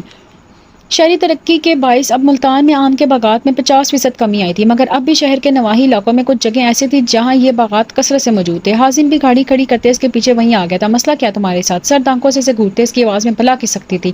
حازم نے خوفزدہ نظر آنے کی کوشش میں 2 قدم پیچھے لیے تھے، مگر اس کی آنکھوں میں شرارت ناچ رہی تھی۔ یسریٰ نے بساڑی سے سر جھٹکا۔ تم سے سنجیدگی کی توقع کرنا ہی فضول ہے۔ اس کا کھویا ہوا غصہ پھر رود آیا تھا۔ اب کہ حازم نے کچھ سنجیدہ ہوتا ہوا نرم نظروں سے یسریٰ کو دیکھا تو تمہیں کیا چیز پریشان کر رہی ہے؟ یسریٰ اس کا منہ تک کر رہ گئی تھی۔ یہی حازم تھا جو پچھلے 1 ہفتے سے اسے بے رخی کی مار مارا تھا، اور اب تم کیوں کر رہے ہو یوں میرے ساتھ؟ اس کے انداز سے عجیب بے بسی چھلکی تھی جو حازم کے اندر تک جھنجھوڑ گئی تھی۔ اس نے یسریٰ کے بالکل سامنے کھڑے ہوتے ہوئے اپنے پاؤں کے نیچے موجود گھاس پر نظر ٹکا کر کہا تھا، یہ کوئی ڈھکی چھپی بات تو نہیں ہے کہ میں تم سے شادی کرنا چاہتا ہوں؟ اور اب تو بابا ماما بھی قاسم انکل سے بات کر چکے ہیں، سب بھی راضی ہیں۔ یسریٰ نے آنکھیں گھمائی تھی۔ اس سے پہلے دن سے ہی یہ بات کھٹک رہی تھی، یہ لڑکا سارے جہاں سے کہہ سکتا ہے سوائے اس کے، اور یہی بات وہ زبان تک لے آئی تھی۔ ہاں، سارے خاندان کو بتا سکتی ہو تم یہ بات سوائے میرے، پورے خاندان کی رضامندی لے سکتی ہو سوائے میرے۔ اس کی بے بسی بھرے غصے پر حازم کو چنبا ہوا تھا، مگر اس کے الفاظ نے جیسے ساری گرہیں کھول کر رکھ دی تھی۔ اس سارے عرصے میں پہلی بار دل سے مسکرایا تھا، مگر سنجیدگی میں اب بھی کمی نہیں آئی تھی۔ سر اٹھا کر اس کی آنکھوں میں دیکھتے اس نے بہت پیار سے پوچھا تھا، کیا اس بات کا غصہ کہ میں نے تم سے اظہار محبت نہیں کیا؟ اس کا انداز جان لیوا تھا۔ یسریٰ کی سانس سینے مٹکی تھی، مگر غصہ ابھی بھی حاوی تھا۔ تبھی تو اپنے اندر سر اٹھاتے احساسات کو دباتے اس نے کھردرے لہجے میں کہا تھا، تم ہی تھے نا جس نے 1 ہفتہ پہلے مجھ سے پہلی بار محبت کا اعتراف کرتے ہوئے کہا تھا کہ اب وہ محبت ختم ہو گئی ہے، تو اب اس سب تماشے کا کیا فائدہ ہے؟ حازم کی مسکراہٹ مزید گہری ہوئی تھی۔ اس کے ہرے رنگ کے سوٹ پر نگاہ کرتے اس نے اس پاس موجود درختوں کو بھی دیکھا تھا، وہ سب قدرت کے ایک ہی فریم کا حصہ لگے۔ وہ جتنے غصے میں تھی، حازم اتنے ہی تحمل کا شکار تھا۔ اس کے دل میں پڑی گرہیں کھولنے کے لیے حازم کو تحمل کا ہی مظاہرہ کرنا تھا۔ میں نے ایسا کچھ نہیں کہا تھا۔ بڑی سی مسکراہٹ چہرے پر سجائے اس نے یسریٰ کے چہرے کے آتے جاتے رنگ دیکھے تھے۔ میں تو بس دیکھنا چاہتا تھا کہ تمہیں فرق پڑتا ہے کہ نہیں۔ حازم کے انداز پر اس کے دل کی گرہیں واقعی کھل رہی تھی۔ کوئی فرق نہیں پڑتا۔ کچھ کھجل ہوتے اس نے بے اختیار ہی نفی میں سر ہلاتے ہوئے کہا تھا، اور میں تمہیں بتاؤں تمہیں فرق پڑتا ہے، تمہارے چہرے پر لکھا ہوتا ہے کہ تمہیں فرق پڑا ہے۔ اس کی شرارت عروج پر تھی۔ یسریٰ نے آنکھوں کے گرد جمی اینک اتار کر ہاتھ میں پکڑی۔ اپنی طرف سے باتیں مت کرو۔ اس کا انداز خفگی سے بھرپور تھا۔ اینک ہٹاتے اب وہ براہ راست اس کی آنکھوں میں جھانک رہا تھا۔ اچھا تو انکار کر دو اب کہ یسریٰ کے چہرے پر ایک جتاتی ہوئی مسکراہٹ نے بسیرا کیا تھا۔ ہیل پہننے سے وہ بالکل حازم کے برابر کی لگ رہی تھی۔ اس کی آنکھوں میں جھانکتے ہوئے کہا تھا، میں نے انکار کیا تو پھر سے بستر پکڑ لو گے؟ اپنی نکاح پر اس کی بیماری کا حوالہ دیتے اس نے چوٹ کی تھی، اور حازم بغیر برا مانے سر خم کر دیا تھا۔ یسریٰ کی باتوں کو اس سے برا لگ ہی نہیں سکتا تھا۔ مہربانی آپ کی۔ اس نے سیدھا ہو کر یسریٰ کو دیکھنا چاہا تھا جو اس کے ایک طرف سے نکل کر اب ایک درخت کے قدرے نیچے آئی ٹہنی توڑ رہی تھی۔ ان دونوں کے بیچ گھور خاموشی تھی جسے حازم ہی کی لہکتی ہوئی آواز نے توڑا تھا، لیکن ایک کام میں ابھی بھی کرنا چاہتا ہوں۔